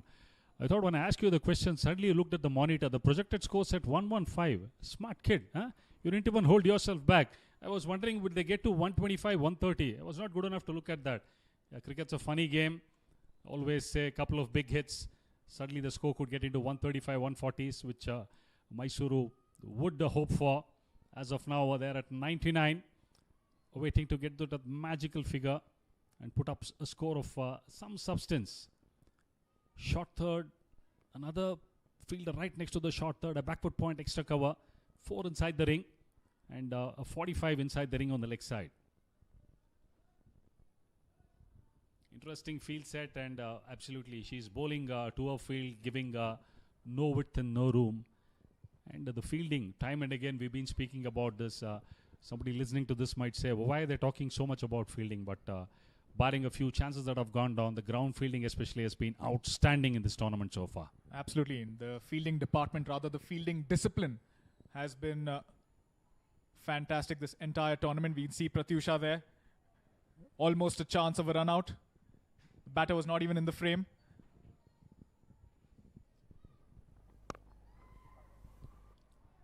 That's cut away off the back foot in front of extra cover.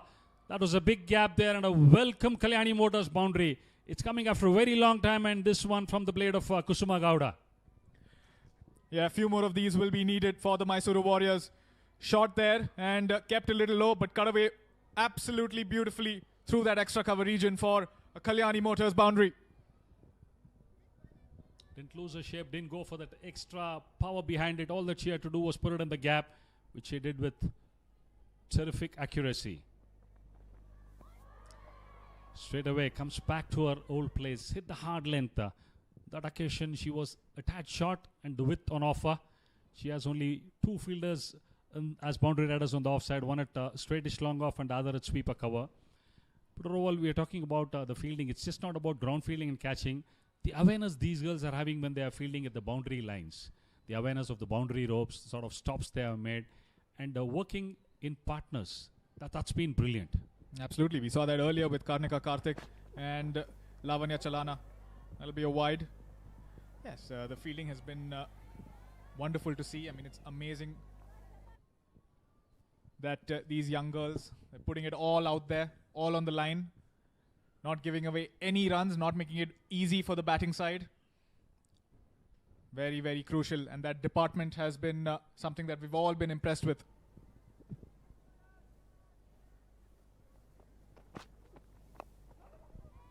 Back again on that testing line and length.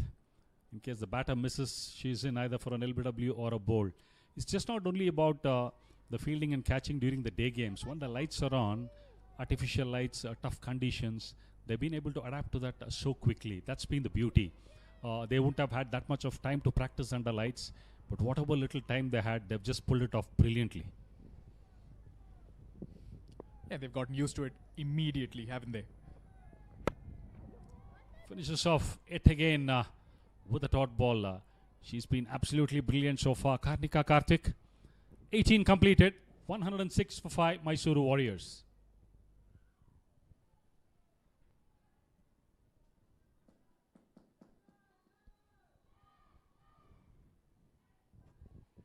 Two overs to go. What are the options that Pratyusha will have? We see the wickets to start with. This was the first one, an outstanding catch at square third man. Talking about the awareness, brilliant catching there. This was another simple catch though, but comfortably taken at long on. This was the all-important wicket of the skipper. She said, I don't need anybody's help. That was Ananya, and this again caught behind, a simple catch. This time around Mithila Vinod striking once more in that over. This time trying to go down the ground, but a comfortable catch at extra cover. We watched the catching. It's been spot on so far. The bowling changes, the field placements, captaincy has to be applauded. Mithila Vinod to continue. I like that. I like that line. I like that length. Just keeping it slightly fuller in that half volley region. But the batter going after it, finding it rather tough and not able to go over the infield. There's just not much of pace on offer, and also the lengths and lines have been impeccable. They need to create that pace. What are the options she's looking at? They're trying to pepper the offside field because they just have one boundary rider there. Leg side is packed.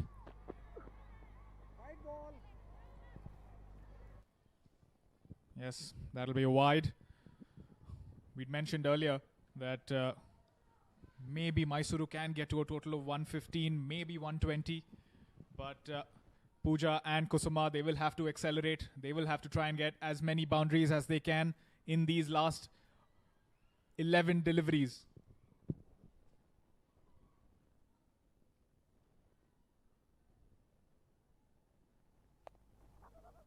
Option on the leg side, but they've got it well covered, a deep square leg, a deep mid-wicket and a long on. So unless and until something is right on the leg stump for her to just play the scoop or the paddle, which Vikram has been talking about from day one, we've still not seen anybody pull that off.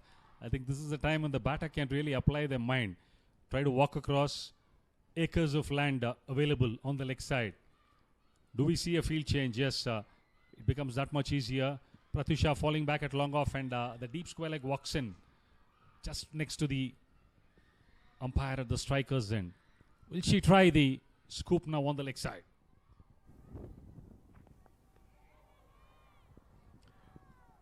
Wide again. She's looking to keep that wide Yorker length, but failing in the execution on this one. My question is, does she need to do that? She's been on or around off stump, where it's become really tough for the batters to get going. As it is, got a long off on the line now. She's not considered any boundaries per se. Mithila Vinod, tough to get away today.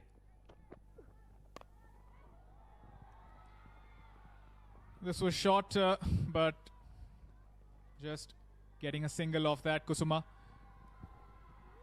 How good a day has the skipper of the Kalyani Bengaluru Blasters, the birthday girl, Pratyusha, had today? I think certainly the cake would have been ordered, and the icing on the cake, and for her to eat it also will be on when they chase whatever they have to. She's been spot on. She's not put a foot wrong as far as the bowling changes or the field placements that have gone by. Just on around the tram line. The batter was just a touch interested, but she's been really precise in what she wants to do. And for her team has rallied around well, especially the fielding unit per se has been outstanding. They've taken everything that's come their way in terms of catching. The ground fielding has been outstanding today.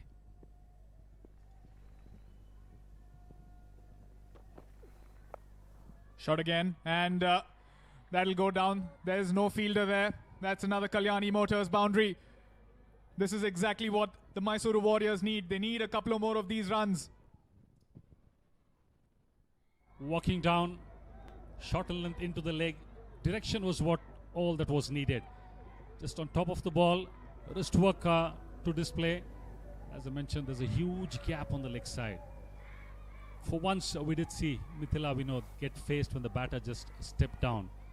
Last ball of her spell today, though she doesn't complete 4 overs.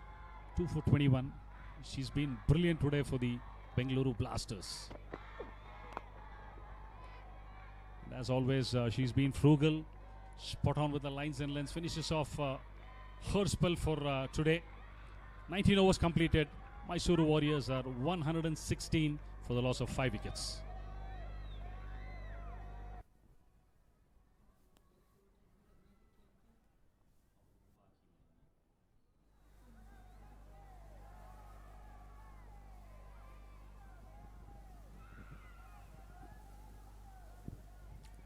Karnika Karthik coming in for her last over, the last over of the innings.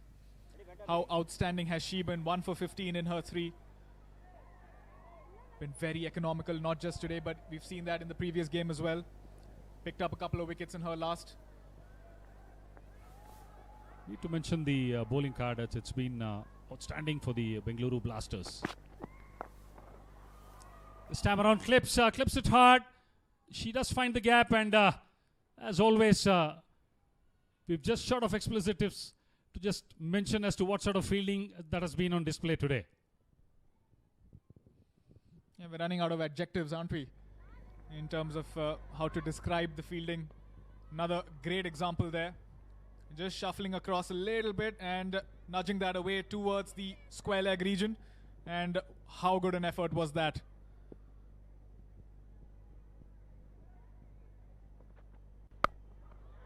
This time round, down the ground, and yes, high and handsome over long on. Straight away hits the hoardings there. This is a sort of finish the Mysore Warriors would look at. Is it coming a bit too late? But nevertheless, they would take it both arms. Pooja this time around. 2 followed up with a mighty 6. Yeah, slightly fuller here from Karnika. Just a shimmy down the wicket and clearing that long on fielder, sailing away for a cycle pure Agarbatti maximum.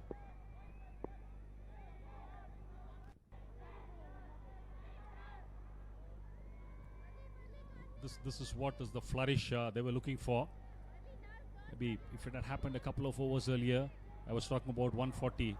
That certainly was on the cards. Just can't discount it straight away. 4 balls, 4 big hits, still end up with 140. Optimism.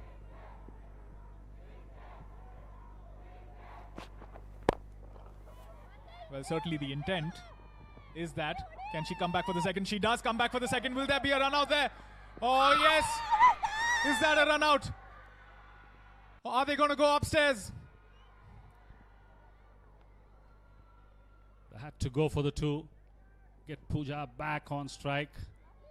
But we just have to wait and watch as to what the decision of the TV umpire would be. Good awareness. The bowler getting back behind the stumps. Gathers it well. And yes, the batter not on the screen. Yet another wicket for the Mysore Warriors this time around. Brilliant piece of fielding at long off. Just need to wait for the lights to come on. It's flashing red. It says thank you very much. Yeah, that was a good throw by the fielder there at long off. And good collection from Karnika Karthik. Good awareness. And dislodges the bails. Batter not in the frame. And Kusuma Gowda will have to depart. We can see there, the intent was there to step down the wicket. A bit of a fumble, but picks it up quickly. And Karnika Karthik dislodging the bails there. Coach has always mentioned saying don't run off a misfield. But this time around they had to go for it because hardly a couple of balls left in the innings to get over and get the striker. The key striker Pooja back on strike is what mattered. 3 balls left in this innings. Again going for glory. A big heave but a play and a miss. Just for mentioning about the bowling card. In a 4th over, Karnika Karthik has got 1 for 24. Ritu Gowda, the off-spinner, 4 overs for 18. Pratyusha, captain herself, 3-19. 4 overs and 2 for 21. Ananya Hegde and Mithila Vinod, 3 overs, 2 for 22. This would be the screenshot for today.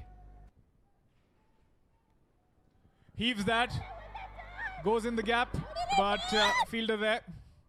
Will they come back for the second? Is that another run out? The umpire goes upstairs again. Diksha. Valiant dive, but Karnika Karthik too good again. Terrific game awareness. He's right behind the stumps there. Nice throw coming in. Gathers the ball well. Knocks the stumps off. Well short of the crease. Diksha just came and didn't face the ball. And once again we see the red light flash there. The TV umpire in business. 2 straightforward decisions. But Mysore Warriors are losing their 2nd wicket in this over in the wake of a run out. Diksha has to go back. 124 for the loss of 7 wickets are Mysore Warriors. Just 2 balls left in this innings.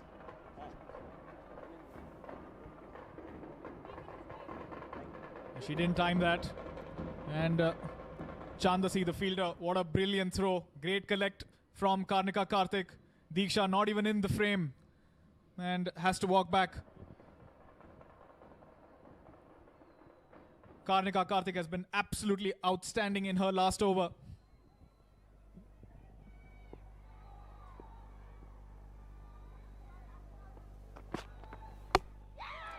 Finishes off in style. Gets the middle peg out of the ground. There's the nice celebration saying thank you very much. Mysore finished at 125 for the loss of 8 wickets. A valiant knock, 21 of 15, which propelled the score to 125 from Pooja Kumari. And Pratyusha, the birthday girl, will be more than happy to embrace the score with both hands. Certainly not tough conditions to bat, but post the loss of Sheetal Santosh in her opening stand of 39, they just lost their way and the momentum was totally back with the Kalyani Bengaluru Blasters. Happy scenes, the game still is not over, but the celebrations halfway are on. We can listen to the drums. The dancing in the aisles has already started, I can say. Kalyani Bengaluru Blasters, they require 126 in 20 overs when they come out to chase. Yeah, the batting scorecard there. Shubha Satish, absolutely brilliant knock, 57 of 44. Sheetal Santosh was looking good initially, but her dismissal started causing a little bit of a downfall in the batting. Yashika Gowda, 7 of 16. Shishira Gowda coming in with that couple of good games in her batting approach, but 13 of 15. Pushpa, 5 of 11. Kusuma Gowda, 7 of just 6 deliveries. The bowling from the Kalyani Bengaluru Blasters have been absolutely on song. Amitha Gowda, though wicketless, but great effort from Karnika Karthik, 2 for 25, 2 for 21, Ananya Hegde, 2 for 22, Mithila Vinod. 6 extras, the completed innings of 20 overs. Mysore Warriors batting first just managed to get 125 for the loss of 8 wickets. Win the toss, elected to field. What a great outing in the first half the Mysore Warriors have had. Don't go anyway. We'll be back after a short break. We get to watch the chase of the the Kalyani Bengaluru Blasters. 126 is the target. We'll come back after a short break.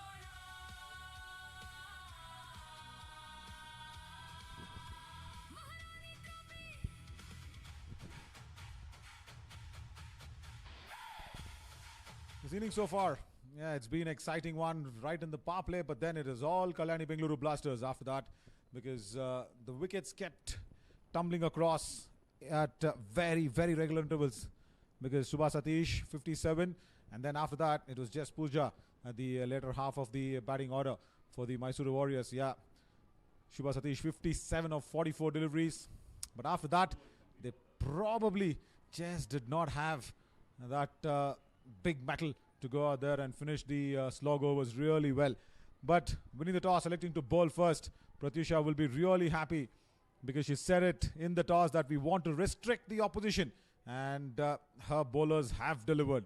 And very important to also mention about Ananya Hegde, 4 overs, 21 runs and 2 wickets, that she put her name on that bowling card as well. And then more importantly, Mithila Vinod, 2 wickets for her in the 3 overs, and especially that last ball dismissal was very nice that Karnika Karthik got is 2 overs for her as well. Out of her 4 overs, 25 runs. So it is very disappointing, I should say, probably for the Mysore Warriors, that they did not cross over at least that 140, 150 mark, which is the par score. And they just kept losing wickets. Nobody could really stand up to this good fielding and bowling attack. The runouts kept also coming in, and it was all Kalyani Bengaluru Blasters. Like I said, that last ball wicket, Kanika Karthik just elated and celebrated that 20th over last ball dismissal. Well, it's down to the batters now to finish the job, which is not very daunting. 126 is what the Kalyani Bengaluru Blasters will need, and we will resume soon with the second innings.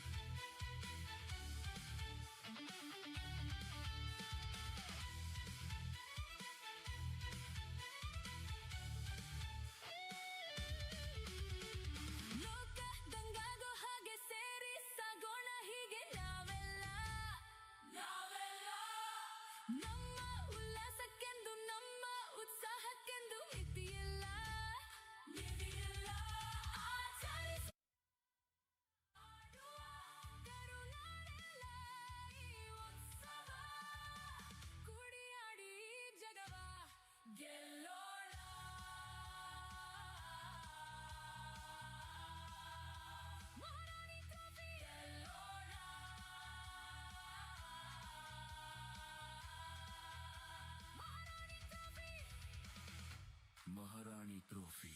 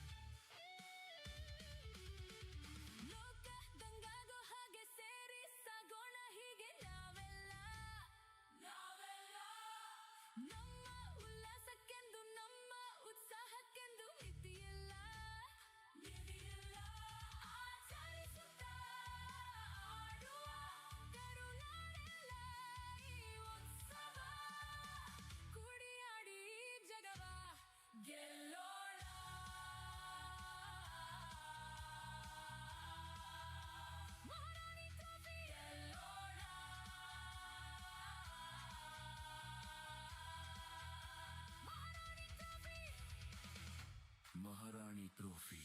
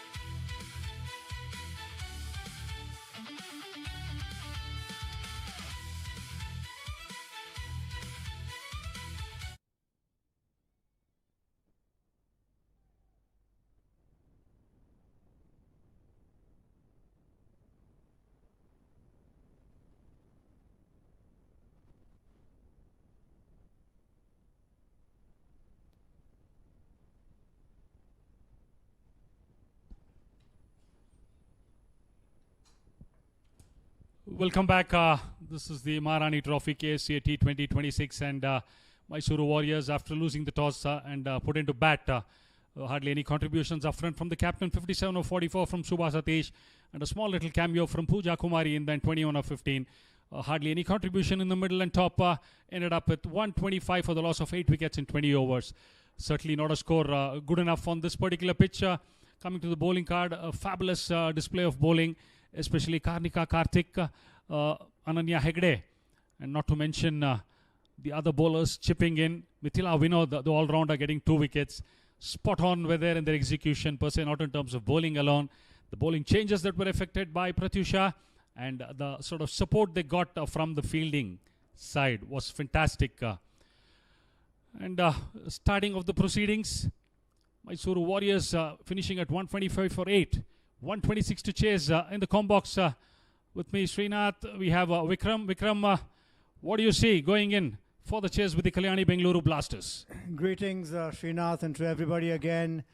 I really think that the openers are going to go flying high. I think I will see Inchara really giving the ball everything. She's yet to come into her own. This is a low score. I don't see conservatism up the order. And like we were discussing somewhere there, the Bengaluru Blasters seem in a formidable position. So I really see a run fest happening in the power play. True, and Alam is going to start proceedings from the Rahul Dravid end. She's one with the new ball as a fast bowler, has looked really impressive, not only for the Mysore Warriors. Moving forward, during the first innings up front, we had Shanta Rangaswamy have a chat with us, was speaking about the pool of talent available here. Certainly Alam will be one whom the selectors will have an eye on. She showed prowess with the ball, getting to move the ball back in the air, extracting some seam movement on offer. And certainly this target is not something that can be defended. And Mysuru has to go for the kill, for which we see a slip in place. Backward point, extra cover mid-off.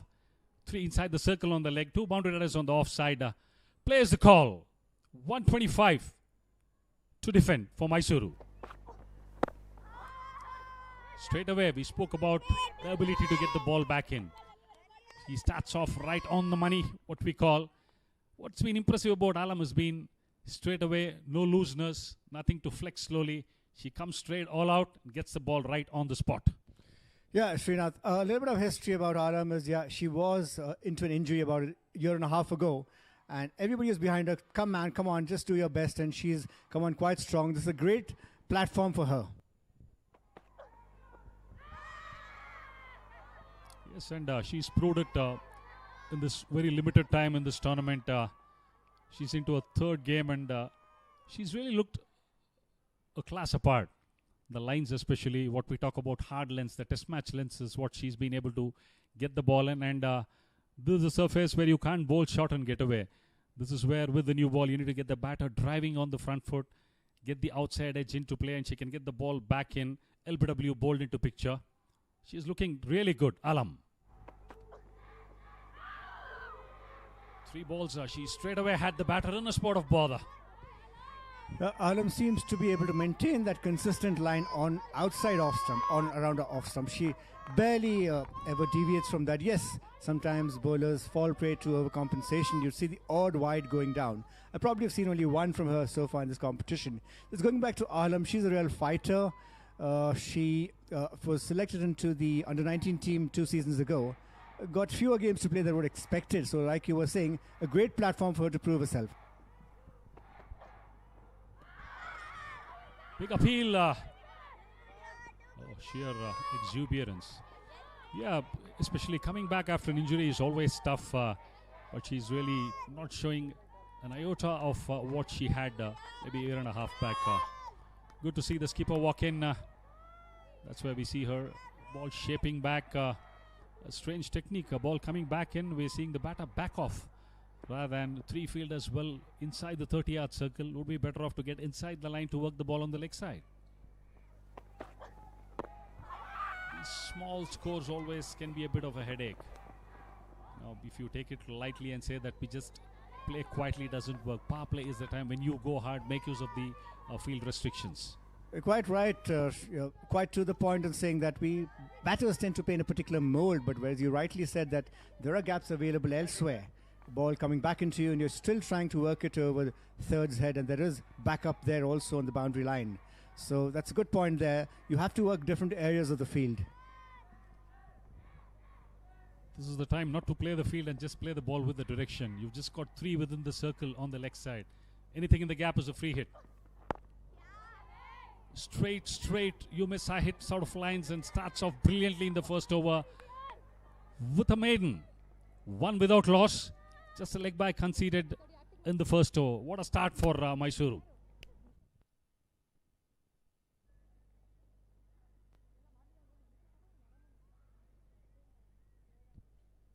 Yeah, it's a rollicking start. What better can you ask for? Impeccable lines and lengths. Except, of course, yeah, now we have to see what the batters do, whether they do anything slightly differently. I don't think they're in a great hurry at the moment. They probably give themselves another over as a sighter, but I do feel that there's going to be a launch pad of runs coming, especially from Inchara. Something's going to give there. For a change, in this particular game, we've seen fast bowlers being operated from both the ends. Otherwise, the tempo has been like spin from one end, fast bowling from one end. Shreya Mishra, who walks into the side in this game, is starting off proceedings from the Anil Kumble diamond box end. Again, a similar field set, a slip in position, rather a third slip, sort of floater. Again, 3 fielders within the circle on the leg side. 2 boundary riders on the off side. Predictable line is what we expect. Starts off outside the off stump. And not easy to defend targets like 125. Up front, you need to make those inroads within the power play. Similarly, for the Bengaluru Blasters, it's about getting a move on in the power play. T20 cricket is all about 120 ball game, so you just can't have too much time to have sighters. The best time to bat in the game is the power play. Do you reckon they're just trying to see if anything's changed in the conditions of the pitch play slightly differently, probably for just this one more over? This time around, she's made use of the field placement down the leg, and yes, just a brilliant pickup shot. Just needed the direction on that one. Erden line and length. Ball goes high over, deep fine leg for the first cycle, pure Agarbatti maximum. Inchara, confident of what she's doing. She's a magnificent sweeper. Remember, this girl came into the spotlight 4 years ago when she played the under-16s for Karnataka, was the vice captain, so the under-15s. It was the first year that the BCI introduced the under-15 for women. Inchara is a prolific sweeper. She uses the crease brilliantly. She's not something you'd like to see. She's not hesitant at all to come out of the pitch and take the bowler on. Absolutely, it was a free hit with all the 3 fielders within the circle, airing down the line. Direction was all that was needed. So it's important just to play the ball within the direction rather than trying to go for glory. So quick adjustment by Shreya Mishra. Obviously, her first game, nerves are certainly visible. She would certainly like to prove a point. Unfortunately, she's just got 125 to defend. Yeah, she's no newcomer to the franchisee setup, to Maharani Trophy. She was there last year. She had her job cut out there. So, yes, a few nerves here because Mysore will be looking to prove themselves. But she's had the experience of Maharani Cup behind her. And she's been a prolific bowler on the Interclub in the Interclub Championship.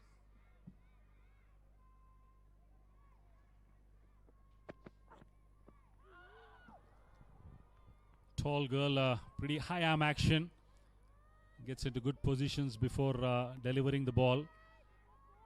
Yeah, last year could have been a good year, but when you start off this tournament, you've not been a part of the playing 11 for the first 2 games. Could certainly add that bit of pressure when you come into the playing 11 straight away. And the extra pressure would be you're expected to deliver, get wickets up front because you just have 125 on board to defend. So different scenarios, you could do whatever you want in club cricket. Live coverage on a different stage, pressure is different. She's come back well. Yeah, some time ago, just on Shreya Mishra, my colleague Naveen spoke about sibling rivalry or sibling friendship getting into the game. Shreya Mishra's brother also plays, and that's sometimes an impetus, for the sister to take up what the brother does, or the other way around. So it's nice to see some brother-sister pairs coming up. Yeah, nice to know that and have conversations around. You obviously will be under no pressure. Just get the Mickey out of your brother or the sister the other way around saying, I did better than you this time around. It's always good to have that healthy competition going around within the family. Headache is for the parents.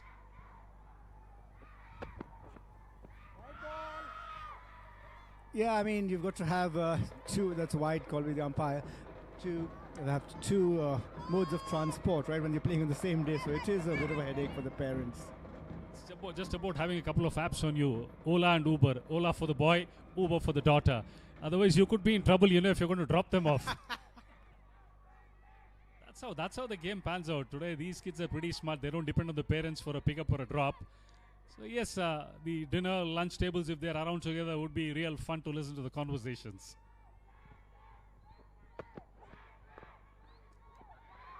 Finishes well, Shreya Mishra, but for the sixer. And a white ball. 7 overs of 7 runs of the over. 8 without loss at the end of 2 Kalyani Bengaluru Blasters.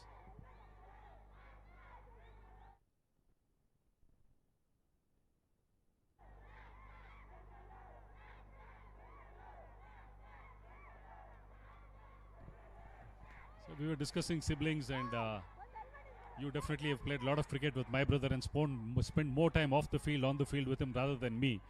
So we never had this sort of discussions. He used to come in, I used to be out. When I was out, he was in. So this discussion on the table never happened.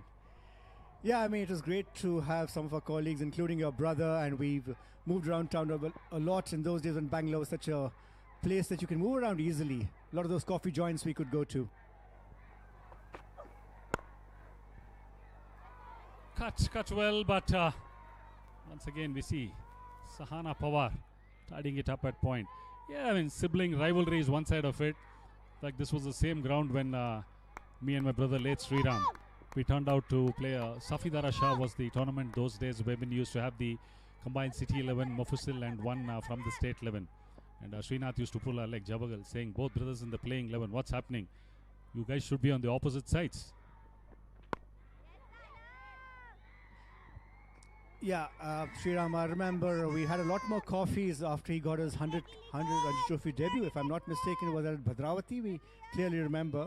So wonderful memories there, talking about how he did it. And we'd all like to, we all wanted to emulate you and your brother, but not all of us are capable of reaching the same level. But it's been a great life experience to been, whatever, sat in the same scooters, them, gone around the different cafes, and lovely camaraderie in the club games.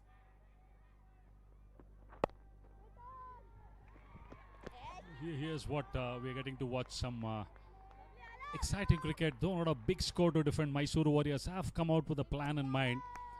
Not losing wickets should not be the motto for Kalyani Bengaluru Blasters. Certainly maybe after an over or two we could just see a glove or a water bottle come out with a message, because Rachita has kept 20 overs. She knows how the pitch has behaved. So all the more important as a wicket-keeper batter to come and take the bull by its horns. There we mentioned, and she goes high over mid-on. High, long enough. Another Cycle Pure Agarbati maximum. The diminutive Rachita coming into her own, showing us that size and morphology are nothing to do with hitting sixes. That's a brilliant Cycle Pure Agarbati 6 all the way back. She could be playing a men's game, the distance she's covered, and we've really seen Rachita come into her own in the last year and a half. A lot of this has to do with some of the practice, the close practice, which is should not be forgotten entirely, although we talk about open practice a lot, developing game sense. True, power hitting at its best. We could see a brilliant back flow, more like that's similar to a tee off in golf, hitting it right over long off underneath the LED scoreboard. Touch full in length and much more straighter was Alam on that occasion, but took full toll of that delivery. Yeah, we always say many a times wicket keepers opening the batting could be a bit cumbersome, but in this format, 20 overs in close counters, you're watching as to what is happening on the pitch. The best person to come out and take complete advantage of what you can in the first 6 overs becomes that much easier for the wicket-keeper batter. Again down the ground, missed time, but nevertheless just clears the fielder within the ring. Mopping up will be done by the fielder as sweeper cover. Intent is on. Move on from the Kalyani Bengaluru Blasters. End of 3 overs, 16 without loss, Kalyani Bengaluru Blasters.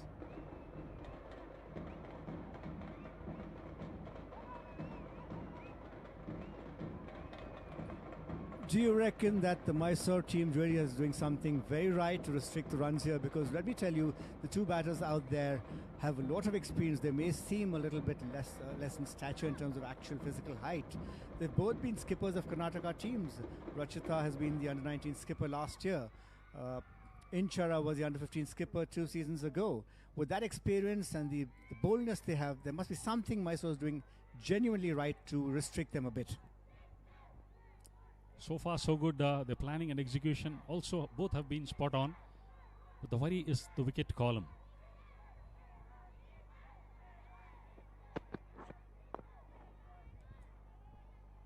It's just not about the stature or a demeanor of a player. It's about the skill set they possess and the amount of experience they bring in. You say both of them were captains when they did play age group cricket at their respective times. That shows they've been leaders.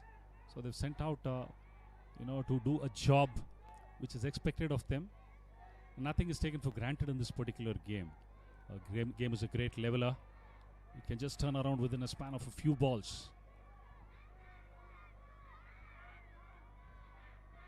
Yes, even as Ms. Shanta Rangaswamy also mentioned Inshara's name, and that just speaks volumes for what impact she's already made this particular year.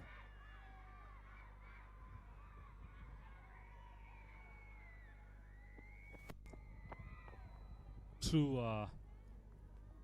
It's just about catching the eye of a legend like Shanta Rangaswamy. She must have done something really right.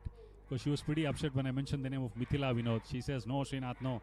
She's still got a long way to go. She's not achieved what she's supposed to. Wherein I had to tell her, big shoes to fill. Expectations are sky high. So girls will definitely learn from what you've done. At least reading about what you've achieved is they can do. Going for glory. Losing shape completely. That particular occasion. Head in the air, in no position. Trying to go over the top. With a swing over mid-off would have been that much better off. A quick chat. That's what gives them that importance. Watch just shaping out, trying to go across the line. Beautiful seam position, the release. A tad movement off the surface. Certainly would have regrouped. A quick breath.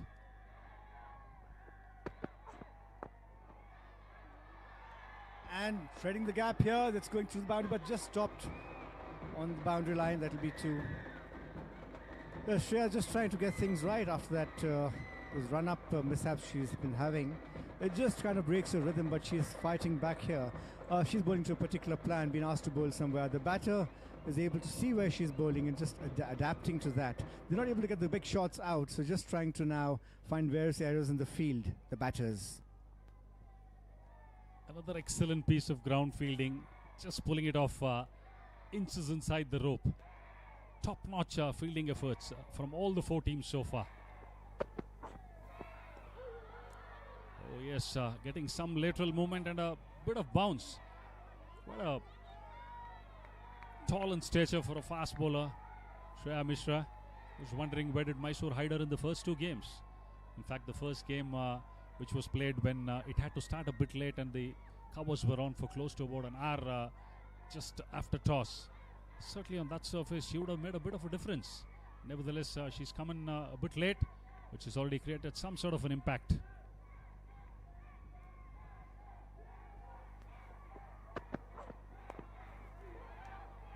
Edge, streaky shot. Will take it with both hands. Slight misfielded shot third. But a Kalyani motor will come boundary from Inchara's bat.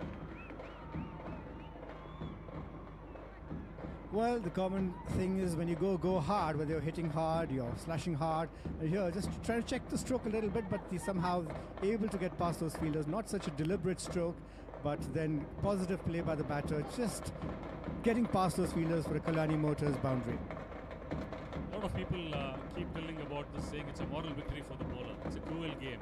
It's a boundary. Whichever way it comes, the batter and the batting side is going to take it up with open arms. Back to offside field, 3 behind the square, but still she manages to get a gap there. Oh, good comeback. Finishes her second over, Shreya Mishra, 2 overs for 13. End of the fourth over, Kalyani Bengaluru Blasters, 22 without loss.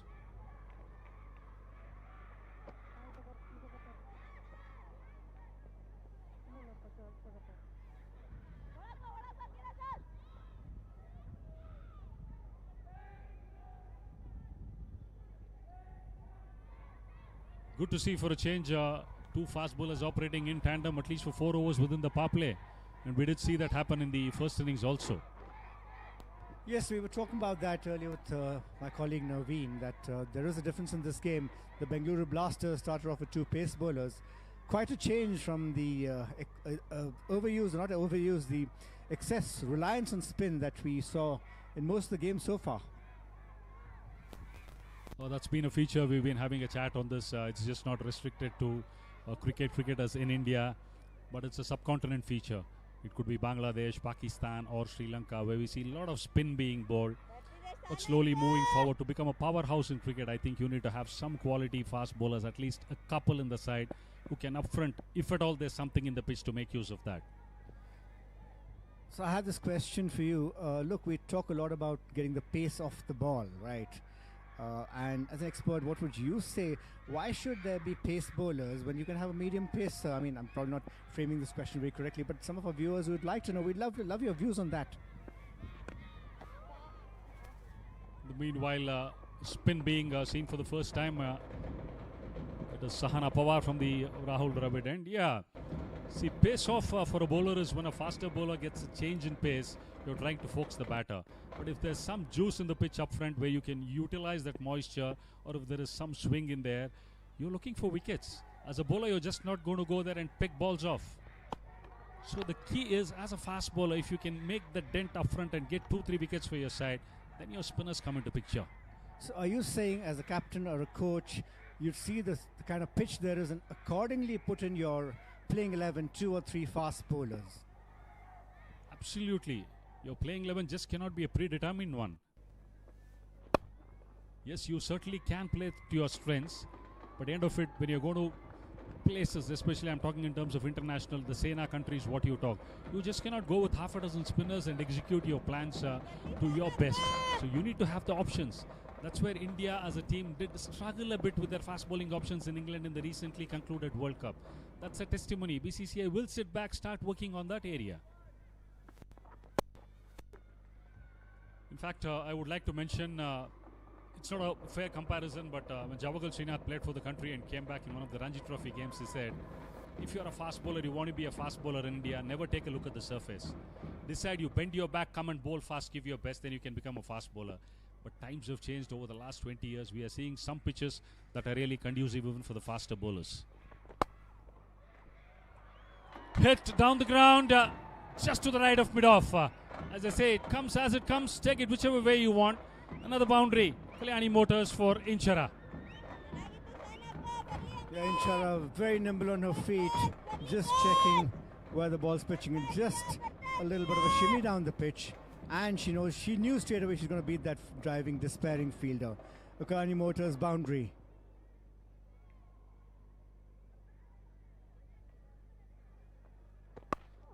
Once again down the ground, but no connection.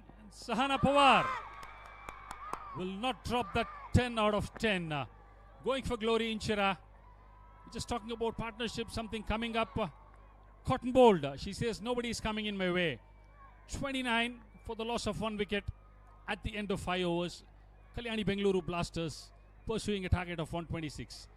This time around, instead of going over mid-off, trying to go over mid-on, where a long on was in position, bottom of the bat, high in the air, taking the catch, losing balance, but comfortably clinging on to that. Sahana Pawar brings in the first breakthrough, spin introduced, and success straight away. With this, we see a change in the combox. The ever handsome Naveen Shori along with the dapper Param Shah.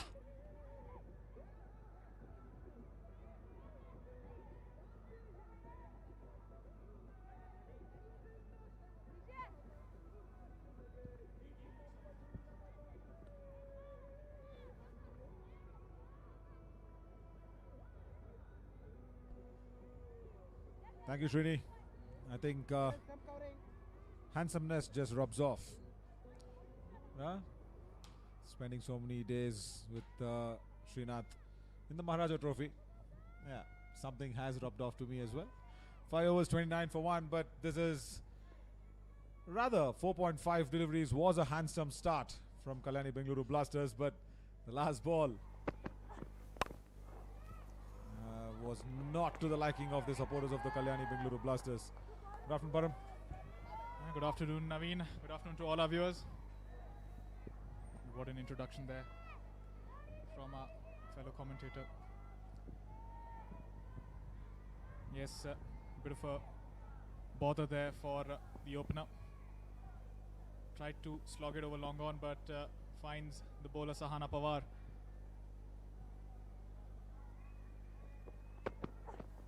Fuller in length, just over mid-wicket, and will be cut off. The long-on fielder. Shreya Mishra, Vikram and Srinath both were talking about the likes of how Shreya could turn things around. It's not easy. It's really not easy because you've not played the first two matches. You've come into a situation where the team has just put up 125 on the board, and as a tall fast bowler, you have a mammoth task of tying the Blasters batters lineup. Oh, that is good. Edged, appeal, gone! First wicket here for Shreya Mishra, and bringing her into the side after the two matches is finally paying off for the Mysore Warriors. Good catch behind the stumps.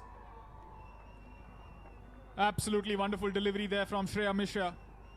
Peach of a delivery, may I say. Just moving slightly away from the right-hander, finds the edge, and a wonderful catch taken by the wicketkeeper. She was searching for that one. Yeah, probably even feeling for that as well. Just held its line. The ball was starting off from outside off. Chased at that one, and a very good catch. Has to walk back now. 31 for 2. Kalyani Bengaluru Blasters. Sheetal Santosh does not make any mistake behind the stumps. Probably not the doctor ordered here for the Kalyani Bengaluru Blasters in the chase, as Lavanya Chavan walks in early inside power play at number 4.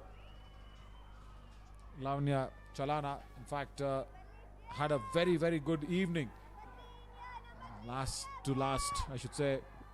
But yeah, suddenly she became the second lead character. Mithila Vinod becoming the lead character. Yeah, what a partnership she had there with Mithila Vinod a couple of nights ago. Absolutely beautiful knock. She scored 44. And Mithila Vinod scoring 49 of just 17 deliveries. Getting that team over the finishing lines. Chasing 178. An absolute superstar. She is Lavanya Chalana. First ball. Gets off the mark. Funny thing that happened with me. Probably just off the cameras, off the mics that evening. From the commentary box at Chinnaswamy Stadium, it's a two-storied climb. I walk down, keeping things in mind for the presentation, saying, okay, it's Hubballi Tigers, okay, this is what it is. And even in our group, we're discussing about the player of the match. The nomination goes out from the comm box and the umpires and all the others involved. So everything is ready, getting set. Okay, fine, this is what is going to be. The moment I walk down, just entering the ground, into the ground floor, we had to tear the entire page. Oh, stand gone! Right, another wicket here for Shreya Mishra. Slice from Nandini, and that is probably the spiciest slice that she's ever tasted. Bitter one, I should say. Another wicket. Doesn't disturb the scorings. Nandini gone first ball. A golden duck there for Nandini. Another beautiful delivery there from Shreya Mishra. Slightly full. Hint of movement. And taken at cover. Just slightly fuller there. And like I said, that spice in that slice was a bit too much. Wouldn't have intent to do that. She should have just gone over in field. That's exactly what she should have done. Instead of just finding the fielder at that short covers. But disappointing, very disappointing. Good catch there by Diksha. As the vice captain comes into the middle at number 5. But into the commentary box, I should probably say what? The vice captain or the captain of the Maharani Trophy? Vice captain, probably. Because Shanta ma'am just spoke to us probably in a very nice way. But yeah, Kalpana ma'am joining us. I should probably call her the captain of Maharani Trophy. Yeah, that is what it is, not the vice captain. Last ball of the power play. Welcome, ma'am. Thank you. Thank you so much. You mentioned, no, Shanta is the Vaisagiro captain. Oh, that is the camaraderie in Kannada. Down the leg side. But yeah, I should say both of you with the entire contingent, what amazing spectacle that you both have put up. Yeah, I think the girls deserve this. The way they are playing, I think they deserve this and much more. That's what I feel. No doubt. They do deserve a lot more. Last ball of the power play. What a good inclusion Shreya Mishra has been for the Mysore Warriors. She did not play the first couple of matches. Now she comes in, picks up a couple of wickets. Fabulous over. Just 2 runs and that 2 big wickets. Power play gone. 33 for 3. Mysore Warriors are trying to make a match out of this one. But Kalpana ma'am, very importantly, we hear a lot has been discussed in terms of the 4 franchisees, the other 2 franchisees being ready, but the power play that is just panned out has gone completely in the Mysore Warriors way, I should say. But coming back to the franchisee talk, how did you and Shanta ma'am and everybody, the entire contingent, actually finalize that 104 players that has to go down in the hammer? Yeah, that's actually we have good talent. There are a lot of there is no player. There are more players in the pool, but we thought we'll give some quality cricket. That's why we said we'll stick to the only 4 good teams.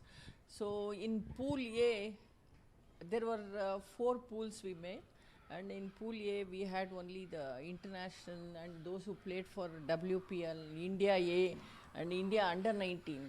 Only we made them as Pool A players, and in Pool B only the state players who played for the state in the 11. And Pool C were all the age group players were there.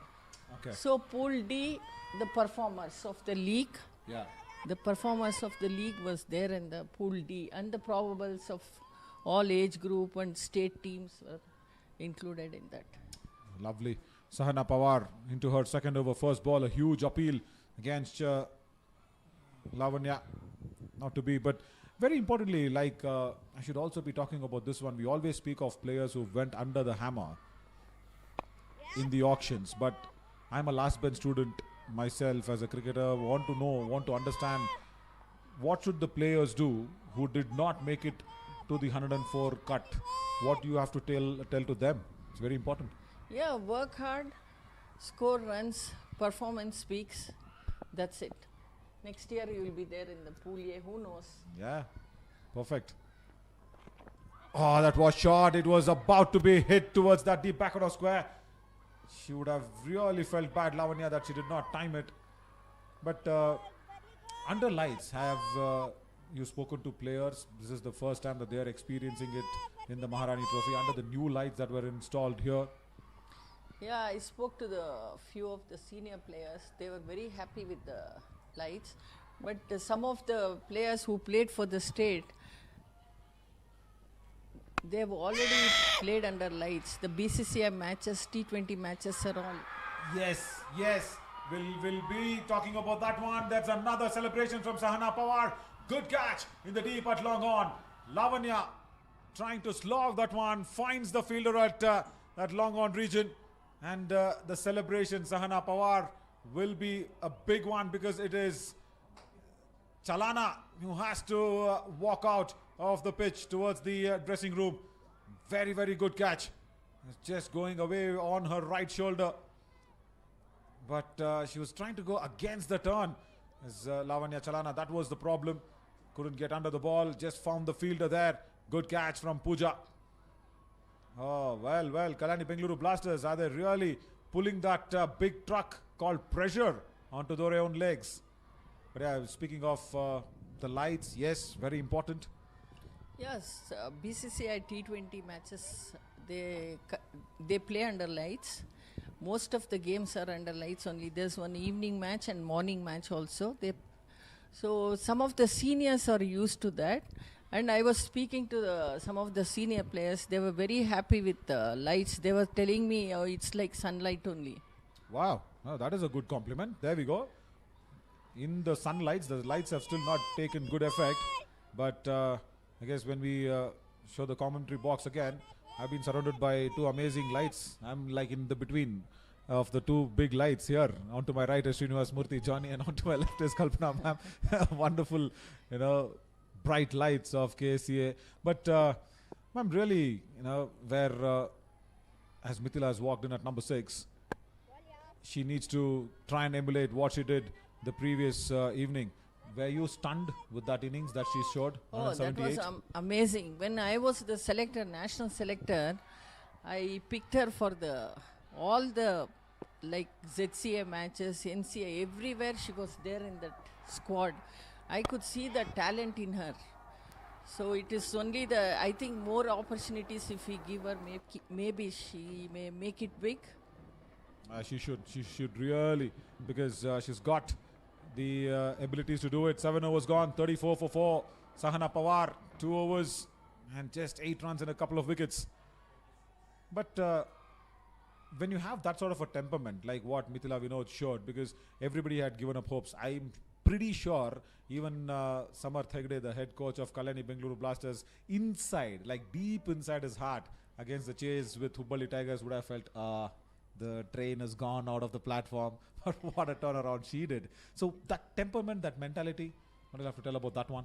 Yeah, see, it's scoring 80 runs in 5 overs is not a joke. Any time, I'm not talking about the bowling. Bowling, it's okay. They are bowling under pressure. But batting, only one chance. If you give a catch, that's it, she'll be gone. So it was really a good match for the, advertisement. That's a good line. Good match for all the eyeballs, you mean. Yes, pretty much. Standout, marquee match of the Maharani Trophy 2026. But speak of few more marquee members of our KSCA. Very important is our beloved president, of course, Venkatesh Prasad Anna, who's also gone ahead and lent his, as always, that very subtle, silent support to Maharani Trophy. And we should also be talking about many others as well as everybody, BK Raviana, everybody, Shashidhar sir. What is that sort of support coming in from that contingent, ma'am? Yeah, I have got a good support especially from President. I think without him, this wouldn't have gone through. Especially playing under lights. He said, no, the girls need to play under lights. We need to get the WPL scouts watching them. And then it's a good experience for them. So he was the one who said, no, we'll give 3 matches each for each franchises to play. Yes, that's a huge appeal, but the umpire decides that it is not out because the ball was probably pitching down the leg.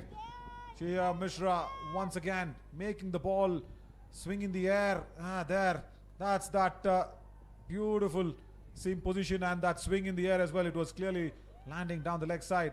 Yeah, because of Venkatesh Prasad. And of course, it is that 3 important matches under lights, very important. And also,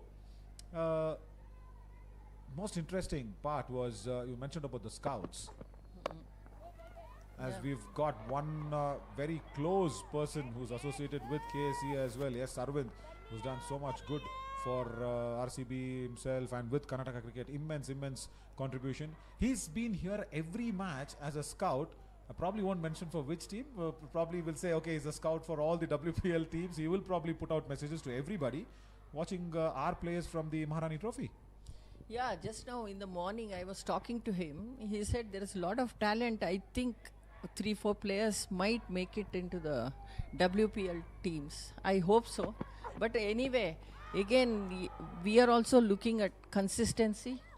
That's very important. Even I'm sure even the scouts also will look for that. Totally. That is a big word. The big capital C of consistency. That is more important. And in the inauguration, of course, Shanta ma'am also spoke about, yes, WPL is good. Yes, Maharani Trophy is good. But concentrate on getting picked for Karnataka side. She stressed on that line. Yeah, always wearing Karnataka cap and India cap. The feeling is different. So that is the utmost important. I think they have to concentrate on that. Totally. Now we've got another opportunity in this over to continue. White ball there from Shreya Mishra. All that 5 deliveries were a dot ball and then she bowls that one extra down the leg side. But Talk us through something very interesting. You might have spoken about this maybe in the other platforms, but for our Maharani Trophy viewers, what was that first feeling? Do you remember who handed you the cap, the first debut cap? I did my debut in England, 1986. Wow. Just 1 year before I was probably born. That was... No, in those days, there was no giving the caps and things like that. It was already those who traveled in the 15, we used to get the caps, India caps. So we just wore. First test I played, so I wore my cap. That's a good story. There was no cap presentation ceremony there. 8 overs gone, 36 for 4. I think Kalyani Bengaluru Blasters are presenting Mysore Warriors with a sweet defending atmosphere here, because 125, we did not feel that this is going to get so tougher. But traveling across there, England, see, because I'm trying to talk this one, because no matter what day and age we are in, no matter what digital era we are in, every time when you speak of women players coming across, there is this apprehension with the parents saying about the safety, a big question mark. Of course, back in your days, ma'am, it would have been a little more stricter, stringent. But even now, do you face that sort of a thing? I'm sure parents are much more open now. I don't think so. Even when we were playing, I don't think so. Our parents were worried about our safety or anything like that. Now you don't even ask about that, because we have to be safe with the players now for their safety. Yes, the aggression that you mean they bring on. Yeah, very true, very true. That's why, the famous director in Kannada, Mr. Yograj Bhatt, has clearly put out that line, Henmakle strong guru. That's it, over. Women are strong. That's it. Because of women, men are here. Ma'am, not just you are sitting next to me. I accept this in any broadcast, any world feed that I'm on the mic for. Without women, come on, men are nothing. That we will have to accept it, hands down. You better accept, because you're doing Maharani Cup. Ma'am, even in Maharaja I would have accepted that one for sure. But when you look at this youngster, this clan of young blood coming in, what do you think is? I don't want to ask what do you think you're seeing a lack in them, but I want to ask this the other way around. What do you feel that they need to improve on? Not the cricket aspect. Say probably psychologically. What do you feel that they need to really think about? See, because anybody will say skill, fitness. Yes, all that is a given. But something else. Because when the players go back and see this on the YouTube channel, they'll get a insight of what you think it is missing with them, apart from the cricketing aspect of it. I don't think anything is missing. It's only that they need to play more matches. So obviously you'll be confident. If you get more runs, success is the main thing. Once you succeed, confidence will automatically come with you. Perfect. And to even highlight one major thing, all the states across our country, down the leg side, white ball again from Ahalam. All these states across our country are mushrooming up, spurring up with all the state-owned franchisee leagues. I think our KSCA becomes the top runner again to start a women franchisee going in.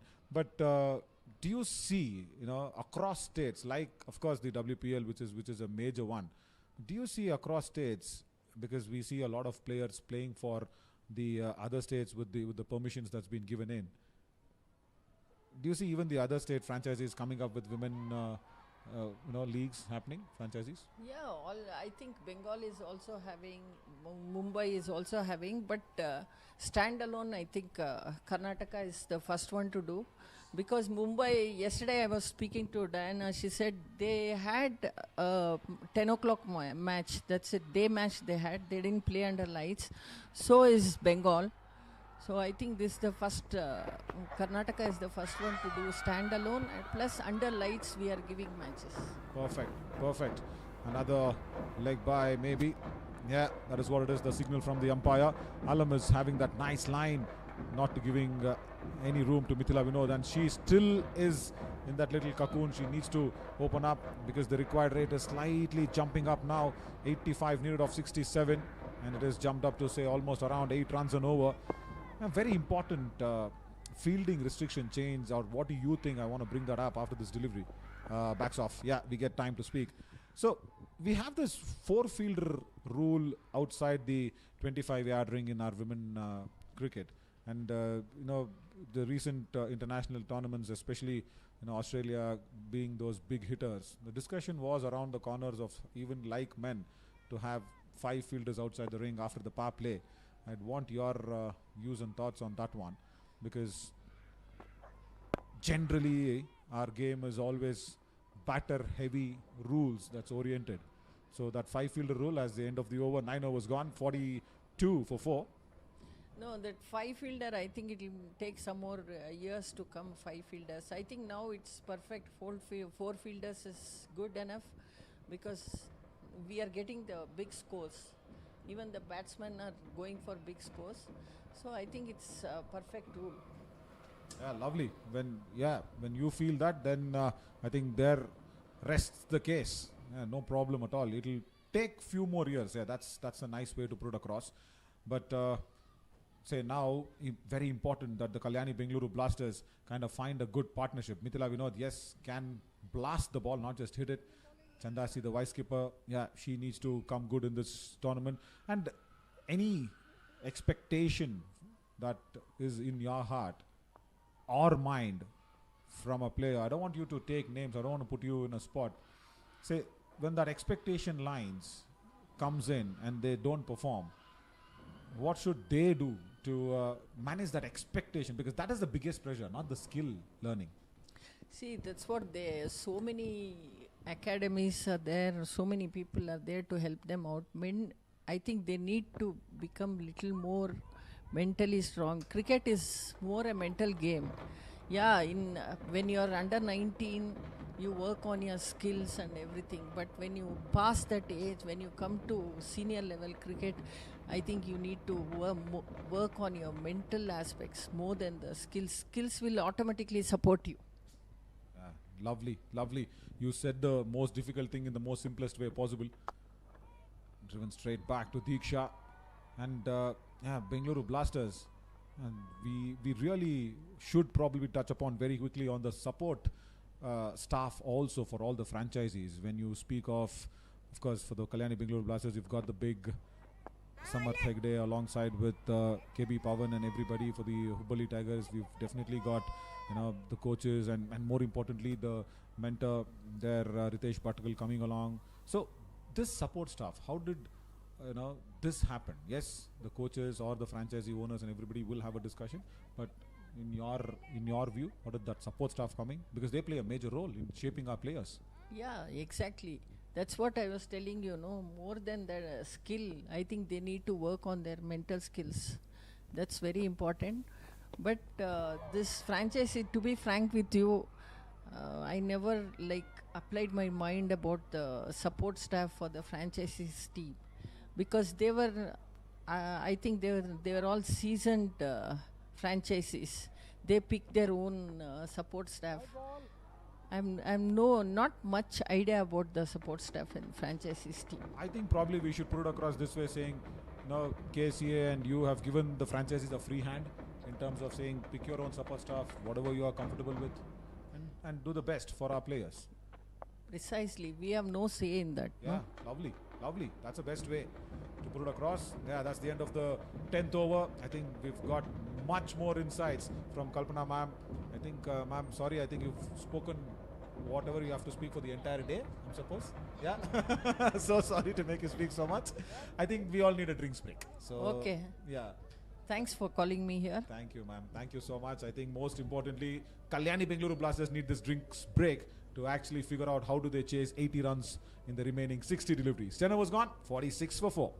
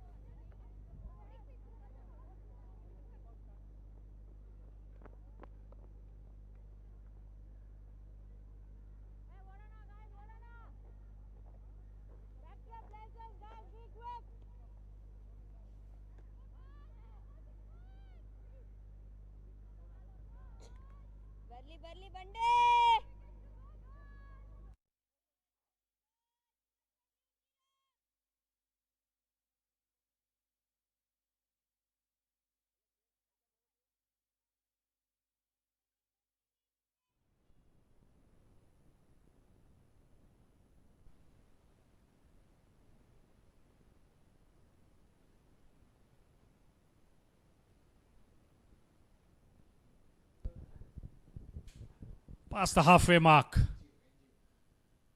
Welcome short ball. Didn't take full toll of it. Should be thankful to Naveen for having an exciting conversation with the managing committee member, former India wicketkeeper batter V. Kalpana. Gave some fabulous insights. But Mysuru, what a comeback they have made. And Kalyani Bengaluru Blasters struggling in this chase.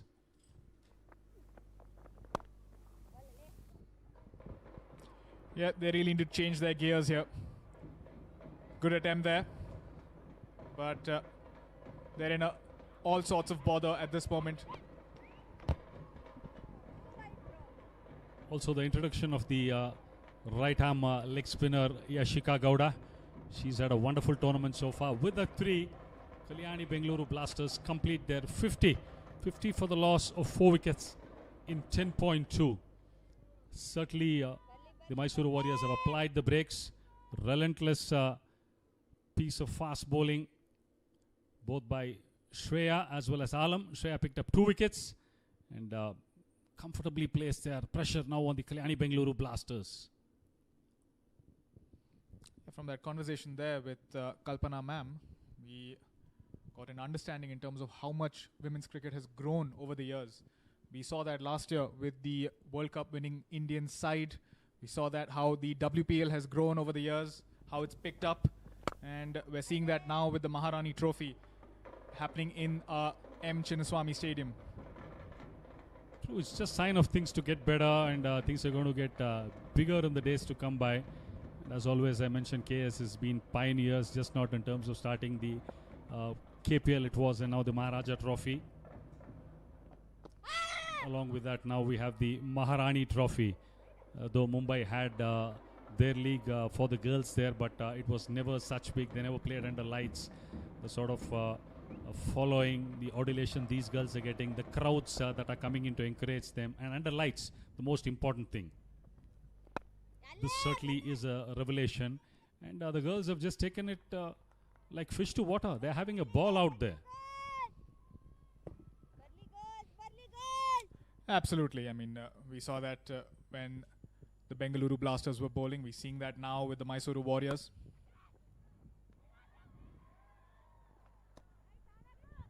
I think it's just about enjoying the game is what is more important, and one more over.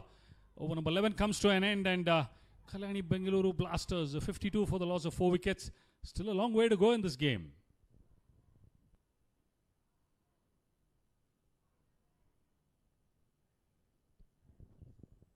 (74 from 54). 6 wickets in hand. 2 batters reasonably well set inside. Chandasi has played 9 balls, and Mithila, she was the one who pulled off that big run chase, if you can say massive in terms of this tournament, chasing 176 at one point in time, 75 of the last 30 balls. What a cameo she played. I think she's going to be the most important batter out there, and Mysuru know that very well. If they can pull one back now, that too in terms of Mithila, I think it would be like a half game done for them. Now it's up to the spinners to get into the groove now. Diksha in a second. Diksha bowled 1, and it's Pooja Kumari. She's had quite a number of wickets up her sleeve in this tournament.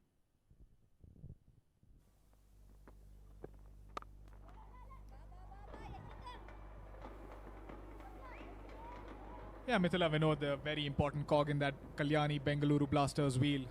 She's going to have to really change her gears here. We saw what she was capable of in her previous outing. 49 of just 17 deliveries.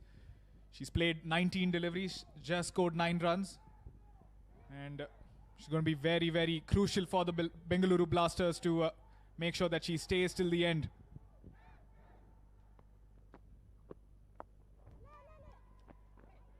True, it shouldn't be a case of letting it too late and the pressure to catch up. Working the ball around in the gaps, picking up those singles are of utmost importance. It's about partnership. They've had a small one as of now, but they need to just keep farming the strike. Once again, finding the gap, but not getting to the boundary. So it's been quite some times since we've seen the Kalyani motor boundary. That to the Kalyani Blasters batting. Normally we saw so many the other night. They motored along, but today there's a stutter in the way they are batting. Yeah, loss of a few wickets in that power play and builds a lot of pressure. See some tight bowling here from Pooja. We saw that with Yashika in the previous over.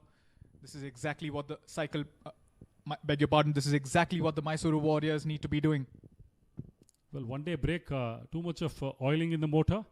Is it creating some problem for the Kalyani Bengaluru Blasters?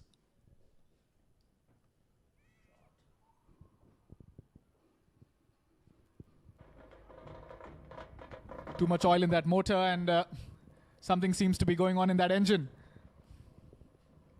That's what the Mysore Warriors are cashing in on. Definitely it's just not about physical and mental break also. A very important game for both the sides. Play and a miss. Get to watch some bounce on that. Just 3 runs of the first over from Pooja. 55 for 4 at the end of 12.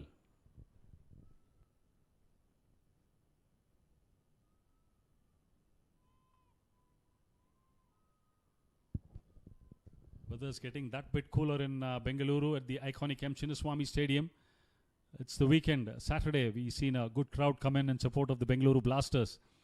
But the heat is on Bengaluru Blasters. I said all important game in 2 ways. One for the Warriors to ensure they stay on the second position. And for the Blasters, if they maintain a clean sheet, 3 out of 3 would certainly have them half a step into the finals. So a small target always is a tough one. You can't take anything easy. It's a funny game always we mention. And that's what we are getting to witness today.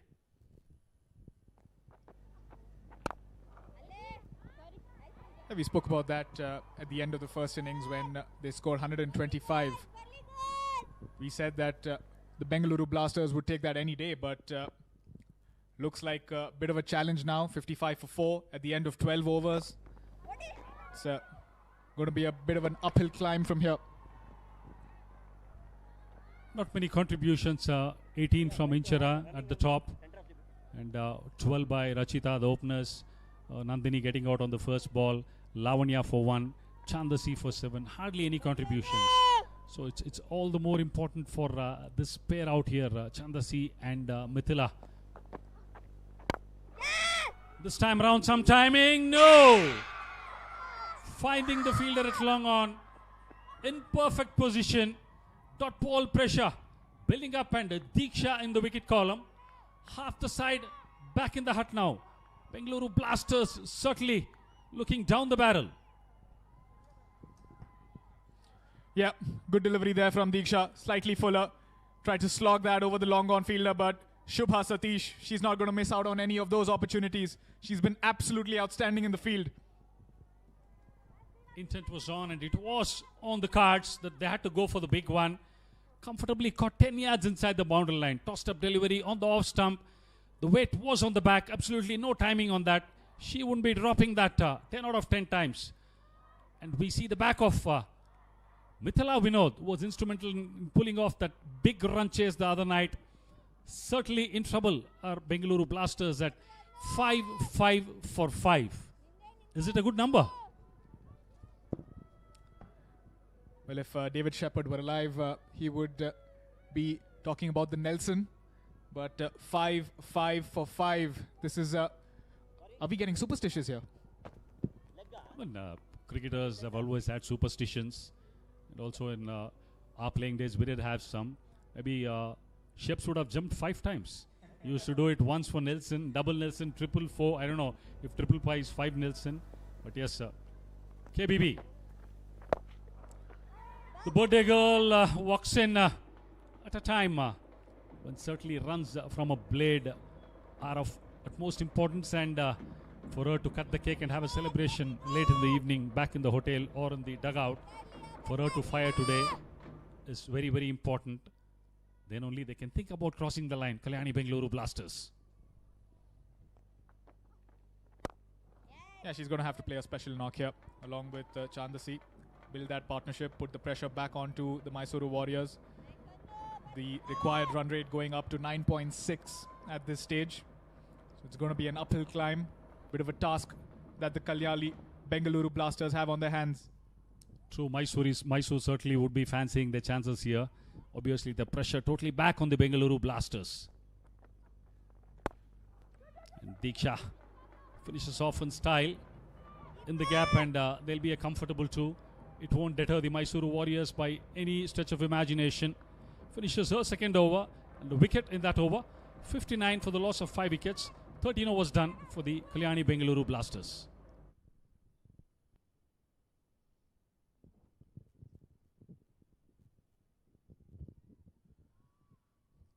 We were talking earlier with Kalpana Venkatachar and spoke to Shanta Rangaswamy as well. They were talking about the robust league structure that women's cricket has in Karnataka, the kind of tournaments that they play, the different age categories that they play, and amazing to see all these young superstars of the future getting this opportunity, this platform here in the Maharani Trophy. So it can't get better. It's a very big stage. And so far we've seen some terrific performances, performing under pressure, putting up their hand. We've seen one cricketer come up in every game, putting up their hand and saying, yes, here I am today to deliver. But today overall we've seen it's been total teamwork. Even when the Blasters bowled with the ball, the sort of support they got on the field, catching and fielding, the same has rubbed off, and we're seeing Mysore give them the same taste of their own medicine.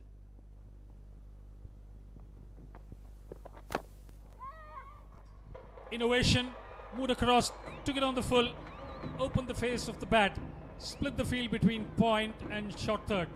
Welcome Kalyani motor boundary after a long time from the blade of the captain, Pratyusha. Yeah, slightly fuller here and wideish from Pooja, opening the blade there and shuffling across. Wonderful boundary here from the skipper. Awareness of the field, she wanted to go leg side, but having seen the ball on the offside, just opening the face of the blade at the last moment. This was what she did try off the last ball. What a clever operator she is. It's just not about experience when we talk.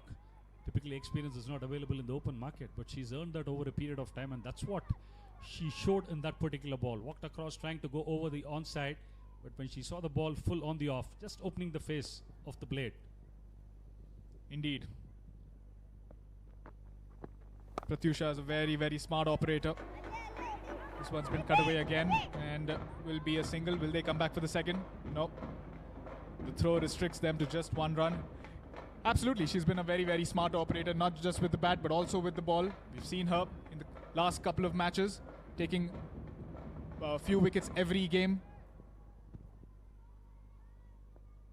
Leading from the front and leading in all quarters. That's what Pratyusha has done. This time around goes for glory in the reverse. Up goes the finger. Off spinner just on the off stump. Disappointed is Pratyusha. She can be, but the umpire had no hesitation in affirming. Disappointment is on, but what a wicket at this point in time. 5-5-5, 666. Is this a sequence we are watching? Yeah, she didn't need to play that reverse sweep. Absolutely unnecessary at this stage. She didn't need to take that risk. She was playing well. And Pooja strikes, gets the captain. There's a message out to the ingoing batter, Kanika Karthik, saying you just need to spend some time and bat out there. But certainly under pressure now straight away. Kalyani Bengaluru Blasters 66 for 6. Pooja picking up her first wicket.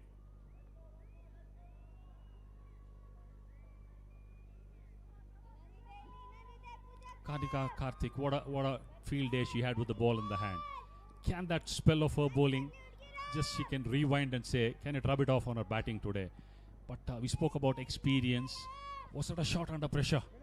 Trying too much. She already had a boundary in that over. It was just a matter of farming strike. So it can get to the most experienced cricketers as well. Yeah, absolutely, and there was no need to play such a shot. She was looking good. All she needed to do was just stay there, rotate the strike. Good timing, the sound of the ball hitting the bat. It's really nice. It's off the mark, Hanika. End of 14th over. Kalyani Bengaluru Blasters at snail pace. 67 for the loss of 6 wickets.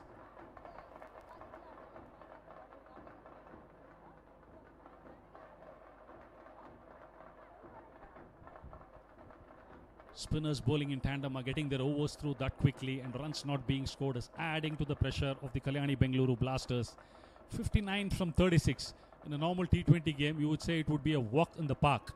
But the sort of situation, or I would say the whole Kalyani Bengaluru Blasters have dug themselves in. The reason being, one, their own undoing in false shots, but also the pressure the Mysore Warriors bowlers have applied relentlessly. Now Sahana Pawar comes back to add more pressure.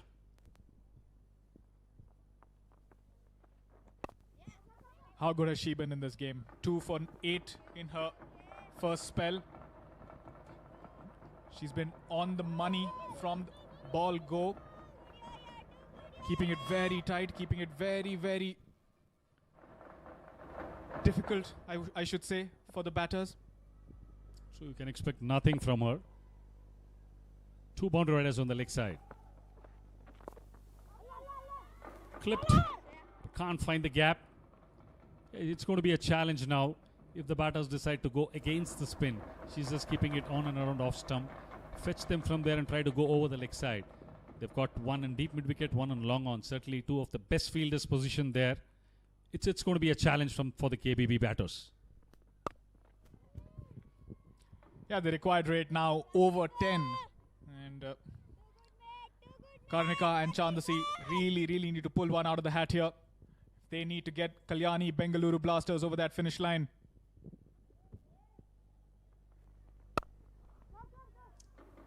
Back foot punch, but sweeper cover, covering it up. Yeah, it certainly has to be a miracle. At the 15 over mark, if you ask me which side of the fence I would sit, I would be more happy to sit in the Mysore Warriors dugout. Bowling, I've got the resources, they've done the job for me. I would be more happier than being on the side of where Kalyani Bengaluru Blasters are as of now.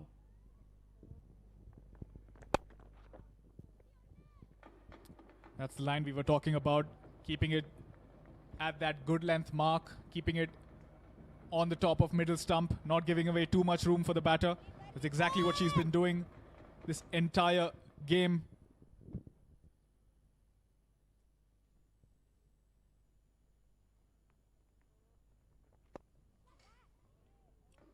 Also, a victory for Mysuru would open up the chances for 3 teams to vie for the top 2 spots, which would be a final.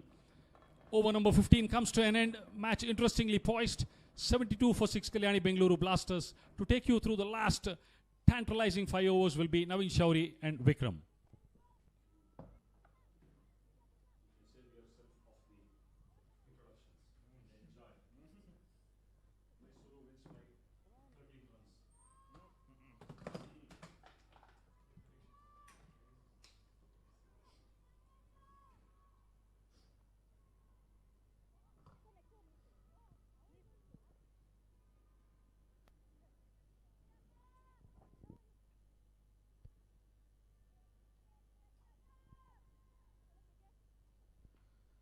Thanks, Srinath. Thanks there, Param Shah. What have the Kalyani Bengaluru Blasters done to themselves? It's like self-injecting an unwanted injection. Well, Diksha. Oh, stepping down the wicket, outside edge. Lucky that did not carry to the short third fielder. Very lucky. Some rub of green needs to go the Blue Brigades' way. Vikram? Yeah, I'm sure the large contingent of fans which you'll see would have had their hearts in their mouth, the Bengaluru Blasters fans, that falling just short of a fielder. I think now the plan should be one take the charge out of the 2. I think it should be Chandasi, the vice skipper, because 11 runs per over here on in. Mysore Warriors would be happy conceding 7 or 8 runs. That's it. 2 boundaries in an over needed. I foresee Karnika taking the lead in some shots now, some fancy shots.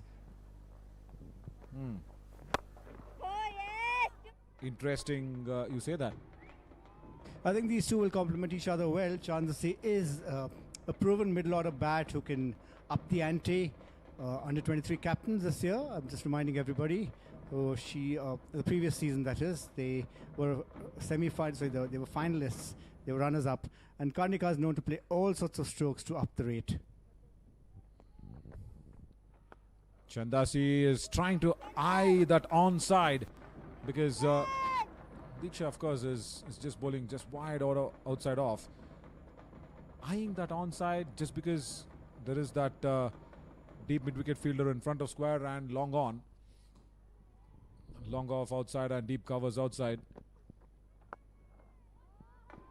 I think it is going tougher and deeper into trouble for the Kalyani Bengaluru Blasters if they don't find 2 boundaries in an over.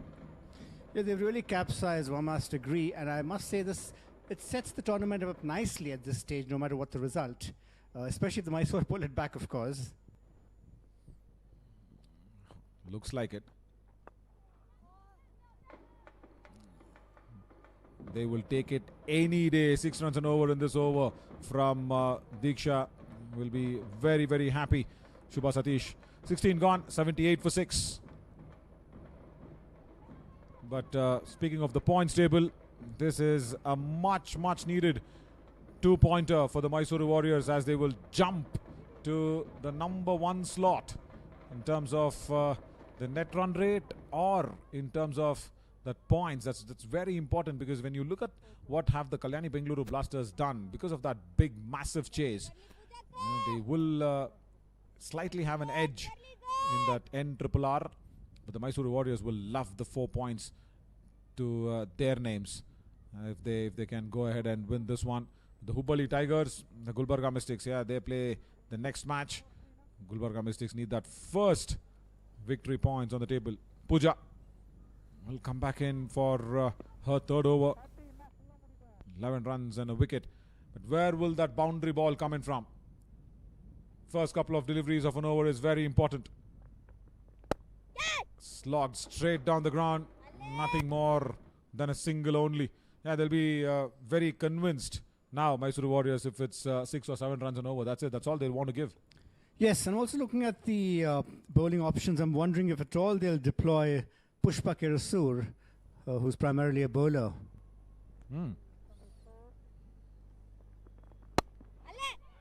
But maybe not is what I kind of feel because the others have done so well. Yeah, Shreya Mishra playing her first match in this Maharani Trophy 2026. 4 overs, 19 runs and a couple of wickets. What a great turnaround. That one as we see the groundsman just ready with the covers. Now, where do we stand on the VJD front? I'm sure even there, Mysore Warriors are having their nose in the front because, say, at the end of 17th over, presumably, if there is rain coming down, they have lost, 6 wickets. They should have been almost at 102 at the end of 17 overs. At 16.3, they should have been at least 99. They're way behind. They're way behind if rain interrupts this match. That is what it's looking like. But they've lost wickets at unnecessary intervals, I should say. Yeah, I think the audience will be disappointed with how the 2 big hitters of the previous game, Mithila and Lavanya, got out. Now, interesting to see 2 different strategies. Chansi seems to be playing from 4th stump. Karnika is playing from her crease. Up in the air, but will not carry towards long off. And for me, the bigger disappointment was how I think Pratyusha got out. I think it is just starting to pick up the rain here in Chinnaswamy Stadium, Bengaluru. In the air, but in the gap as well towards deep backward of square. Much needed boundary. Chandasi finally finds one. 17 gone, 86 for 6. And 3 overs. 40 is still what they need to get. And the Blue Brigade is, I think, happy, but not too happy from within. Yes, finally Chauncey's stance paying off, just moving to the 4th, 5th stumps and trying to get some room on the leg side. She does. We'll see what strategies the bowlers employ. And remember, at the other end, Karnika is also capable of playing some fancy shots, as I've said earlier.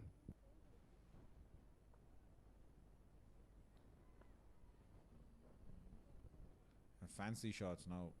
That is something that I still need to figure out why Pratyusha did play that shot when she got out. Probably because the third fielder was inside the ring.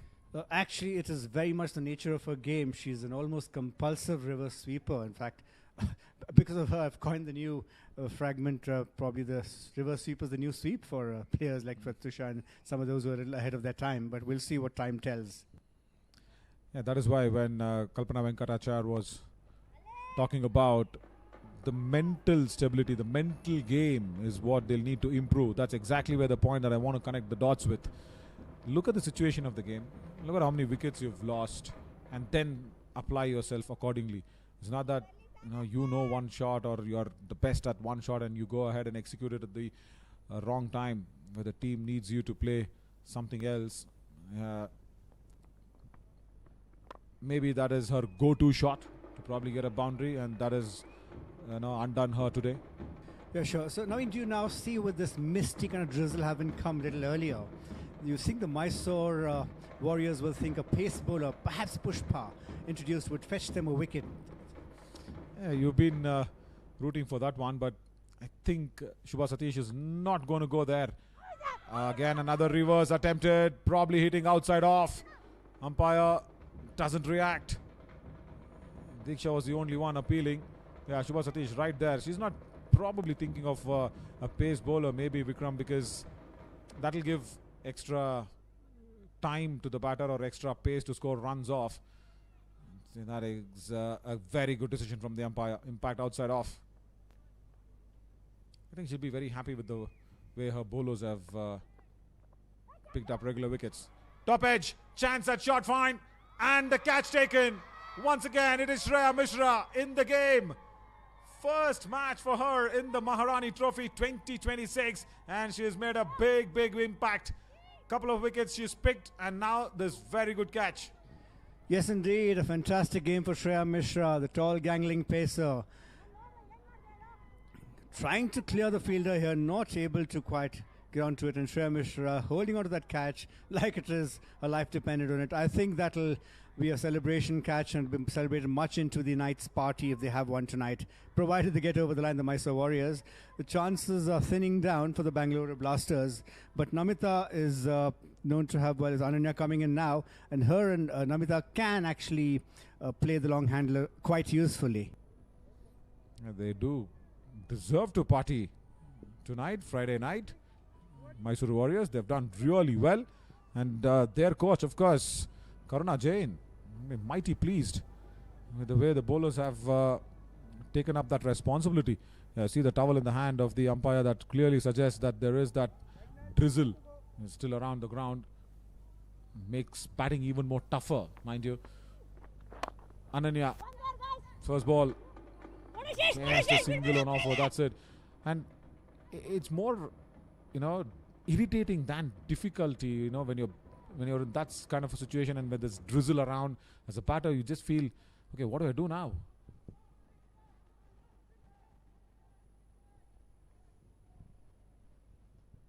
Very good over from Diksha as well. Just passes Shubha's hands, maybe slippery. Yeah, the ball's going to the outfield much often. This is getting tougher and tougher for the Kalyani Bengaluru Blasters. 2 overs 35. Probably a big ask. Yeah, this is how the wickets fell. You see all those shots that's been played by the Kalyani Bengaluru Blasters. A very good catch first up there to begin. And then that outside edge, Shreya Mishra's first wicket. And then that slice that came along. Pooja once again at that shot covers did really well. And Lavanya Chalana. Unbelievable that the way that she played this shot, scooping it right towards long on, and then that low full toss, even that was not been put away. Shubha Satish comes in time, and this is a massive, massive wicket that Kalyani Bengaluru Blasters lost. And this one was the previous one, trying to go over square leg. A full toss. This has been nailed to perfection. Over deep mid wicket. 6 from Karnika Karthik. Umpire's just checking with the players, I think, from the commentary box. It's clear. Yeah, it's clear for the umpire as well. 6. Good start. So when Karnika plays those shots, she holds the bat right at the top of the handle, and you can see that the bat just seems to continue flowing, and probably look, there it is, just going deep in the crease and just about clearing the boundary. Fantastic shot there. So I think I would be vindicated a little bit in saying that Karnika is going to land a few heavy blows tonight. Just a few is not enough. They need more, I think, Vikram, because it's just another single. Karnika needs to be on strike. Ananya Hegde, is she thinking on those lines? 10 deliveries, 28. They can still turn this around. Lights have taken effect. It is just 5:09 on the clock here in Bengaluru. Ananya. Shubha is not thinking of plugging the single. For me, I would have fluffed the long on fielder to be at mid-on. She herself, Shubha, there at long on. Just at short third. Will steal that single away. Oh, overthrows. Extra run. Still, did I speak too soon, or are the Mysore Warriors thinking of the Friday night party too soon? Saturday night, in fact. We're bound to have these down moments a little bit. I'm sure they'll pick themselves up. So, just eager for that single after the very quick single, and in the process of returning, just going for that overthrows. I thought they may not run the overthrows to get the other batter on strike, but I think every run counts here. I think Mysore Warriors will not complain if they have Ananya Hegde on strike for this over, because she's just come in. See? Edged and gone. Like I said, they will not complain. Ananya Hegde tries to play a big shot, has just edged it to the keeper. And once again, Sheetal Santosh does not make any mistake. Gloves at the right place. Thrown right, wide of the stumps, tempting Ananya, and a thin edge there, definite edge. The umpire had no doubt. There was nothing from the batter to suggest that there's any doubt about it at all. And back trudges Ananya to bring in Namita, better known for her bowling, but also known, I keep insisting, for to play a useful knock towards the end to support Karnika. Support Karnika, that's a big one. That's what they should try and understand now. Because what is also more likely to happen is that Namita is also going to come around and throw her bat. 8 ball 26 is what is needed.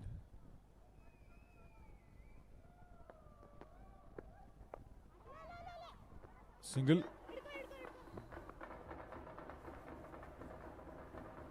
The excitement of this match has been palpable, Naveen. Of course, we've seen on the screen many times the Bengaluru Blasters contingent, but slightly not so visible, but very much there is the Mysore contingent. So both these teams have tremendous support. There's been drumming, there's been shouting, almost every single ball. Yeah, she'll make her wait, because the pressure will add on, and Pooja knows that any delay is only going to send jitters to Karnika. Last ball, is she going to go big? She should probably go big. I understand keeping strike, but she will go big, and over that deep mid wicket. 6. Good result to the end of the 19th over. 107 for 8 and 19 runs to get in the last 6. Yeah, you will have to definitely back yourself to get that one. Karnika equal to this task, just getting very deep in her crease. She's very, very alert. She wants to optimize every chance this particular ball. I thought perhaps she'd nudge it around for a single to take strike the next over, but why miss out a chance on what is something of a long hop? That brings Namita on strike, 107 for 8 in the 19th over. Well, last over, 19 runs is what is needed.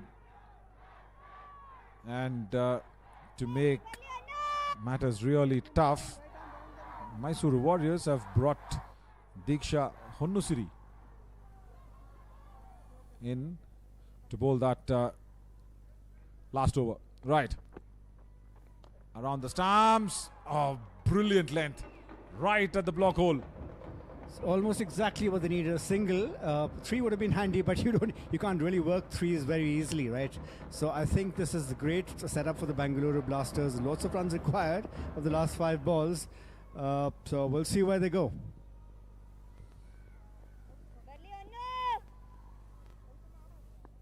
Yeah. A big shot. That's up in the air at long on and gone. Take it. That's probably the last hope going down for the Kalyani Bengaluru Blasters, as once again there is that good bit of a ground fielding that has been shown time and again from the Mysore Warriors' fielders, and that's another very, very good catch at long on. Just as we thought that Karnika is going to finish off with a cameo, we can't pin it entirely on her, but unfortunate there to hold out to Shishira. Good bowling there. I must back the Mysore Warriors for knowing their strategy, trusting their bowlers, trusting the lines, trusting the lengths, and the fielders doing their bit when really required. It's really an uphill task for the Bengaluru Blasters this time. A very, very uphill task. Like I said, that's the last hope. Walking back to the dugout, Kanika Karthik, she did show some glimpses that she can probably back herself, because when she scored that 6, somewhere small light or ray of hope, I should say, for the last over when they had to get, say, 19 runs.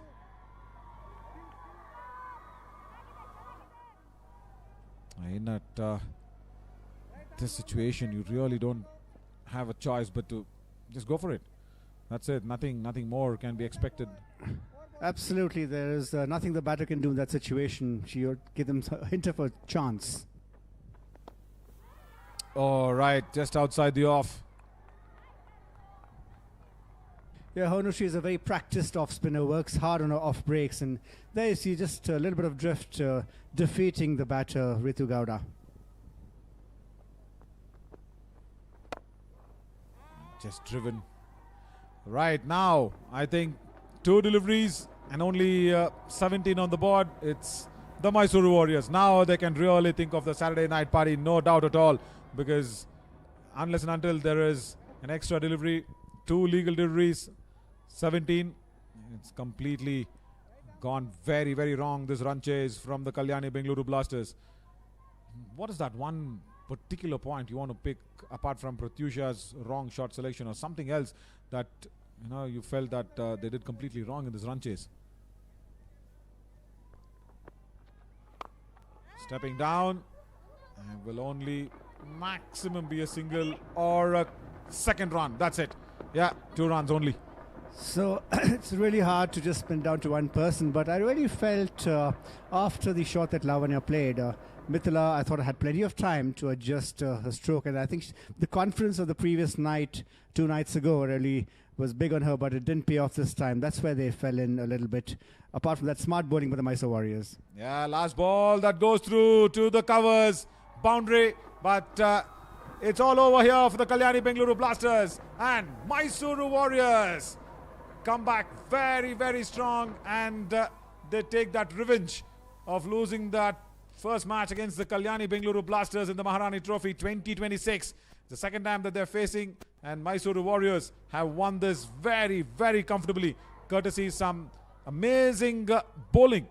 And that's what I want to go ahead and say, because if not for the bowlers, it wouldn't have been such easy as a victory. Everybody in that bowling card has gone ahead, and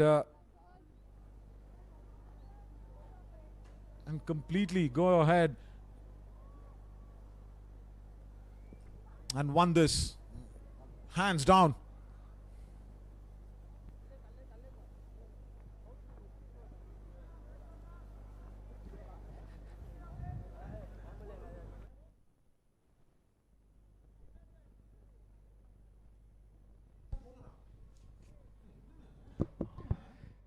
Quite a conclusive victory here for the Mysore Warriors. I think they really got the act together here.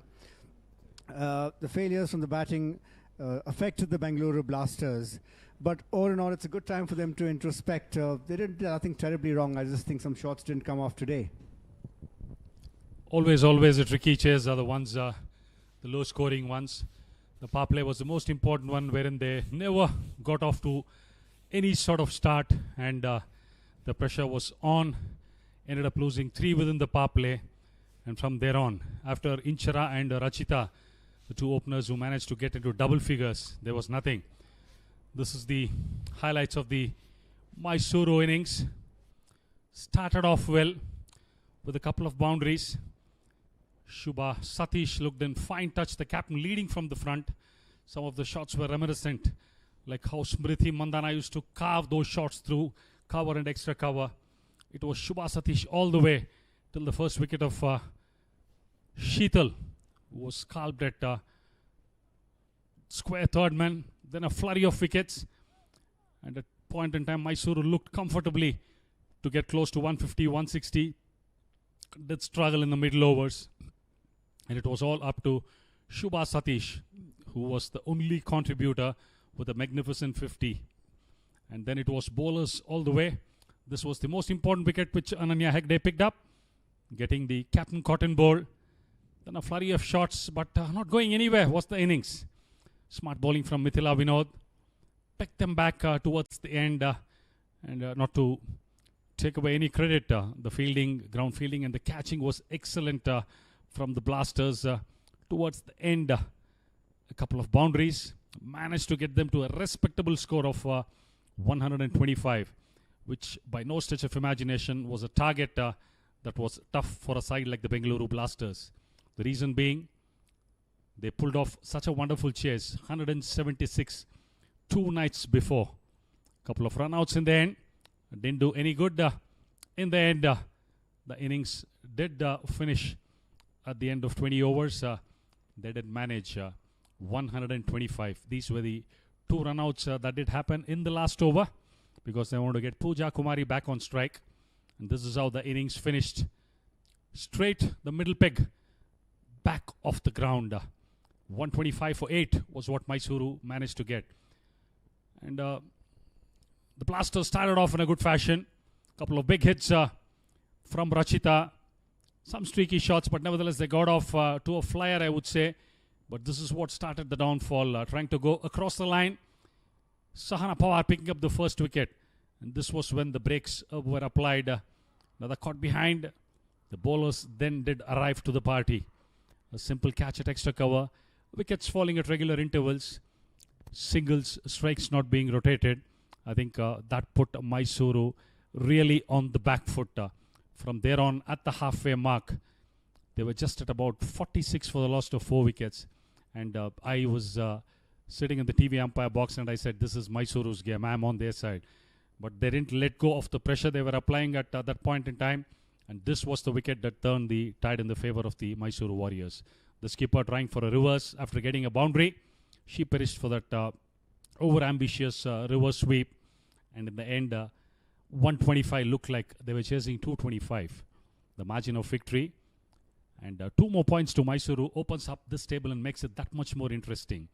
With an all-important game coming up after this, Mystics yet to open their account. And Hubballi Tigers having 1 win under their belt. I think that makes it all the more interesting. The highlights package was more about brilliant fielding, some excellent catching, the positions of these people. Well, now we have the presentation party all in readiness, but we see the sort of effort that was put in. Let's go down for the post-match presentation. Naveen Shauri is all in readiness.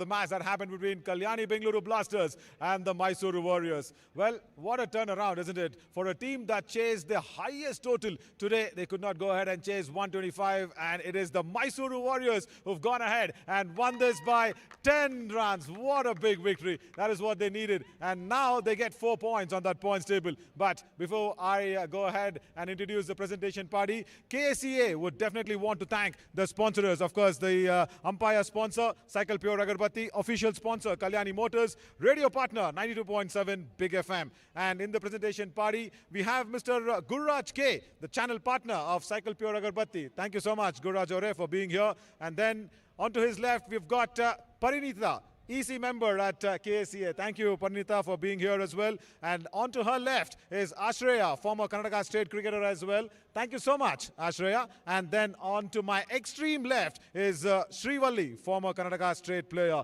Thank you so much, all the dignitaries, for being here at the post-match presentation. First up, the orange cap, and it has once again shifted a lot of heads, and I request Ashreya to please step forward and present the orange cap to Shubha Satish, the Mysore Warriors skipper. They've done really well. Just wear that for us. Yeah, that'll be really nice. Thank you, Shubha. Thank you, Ashreya.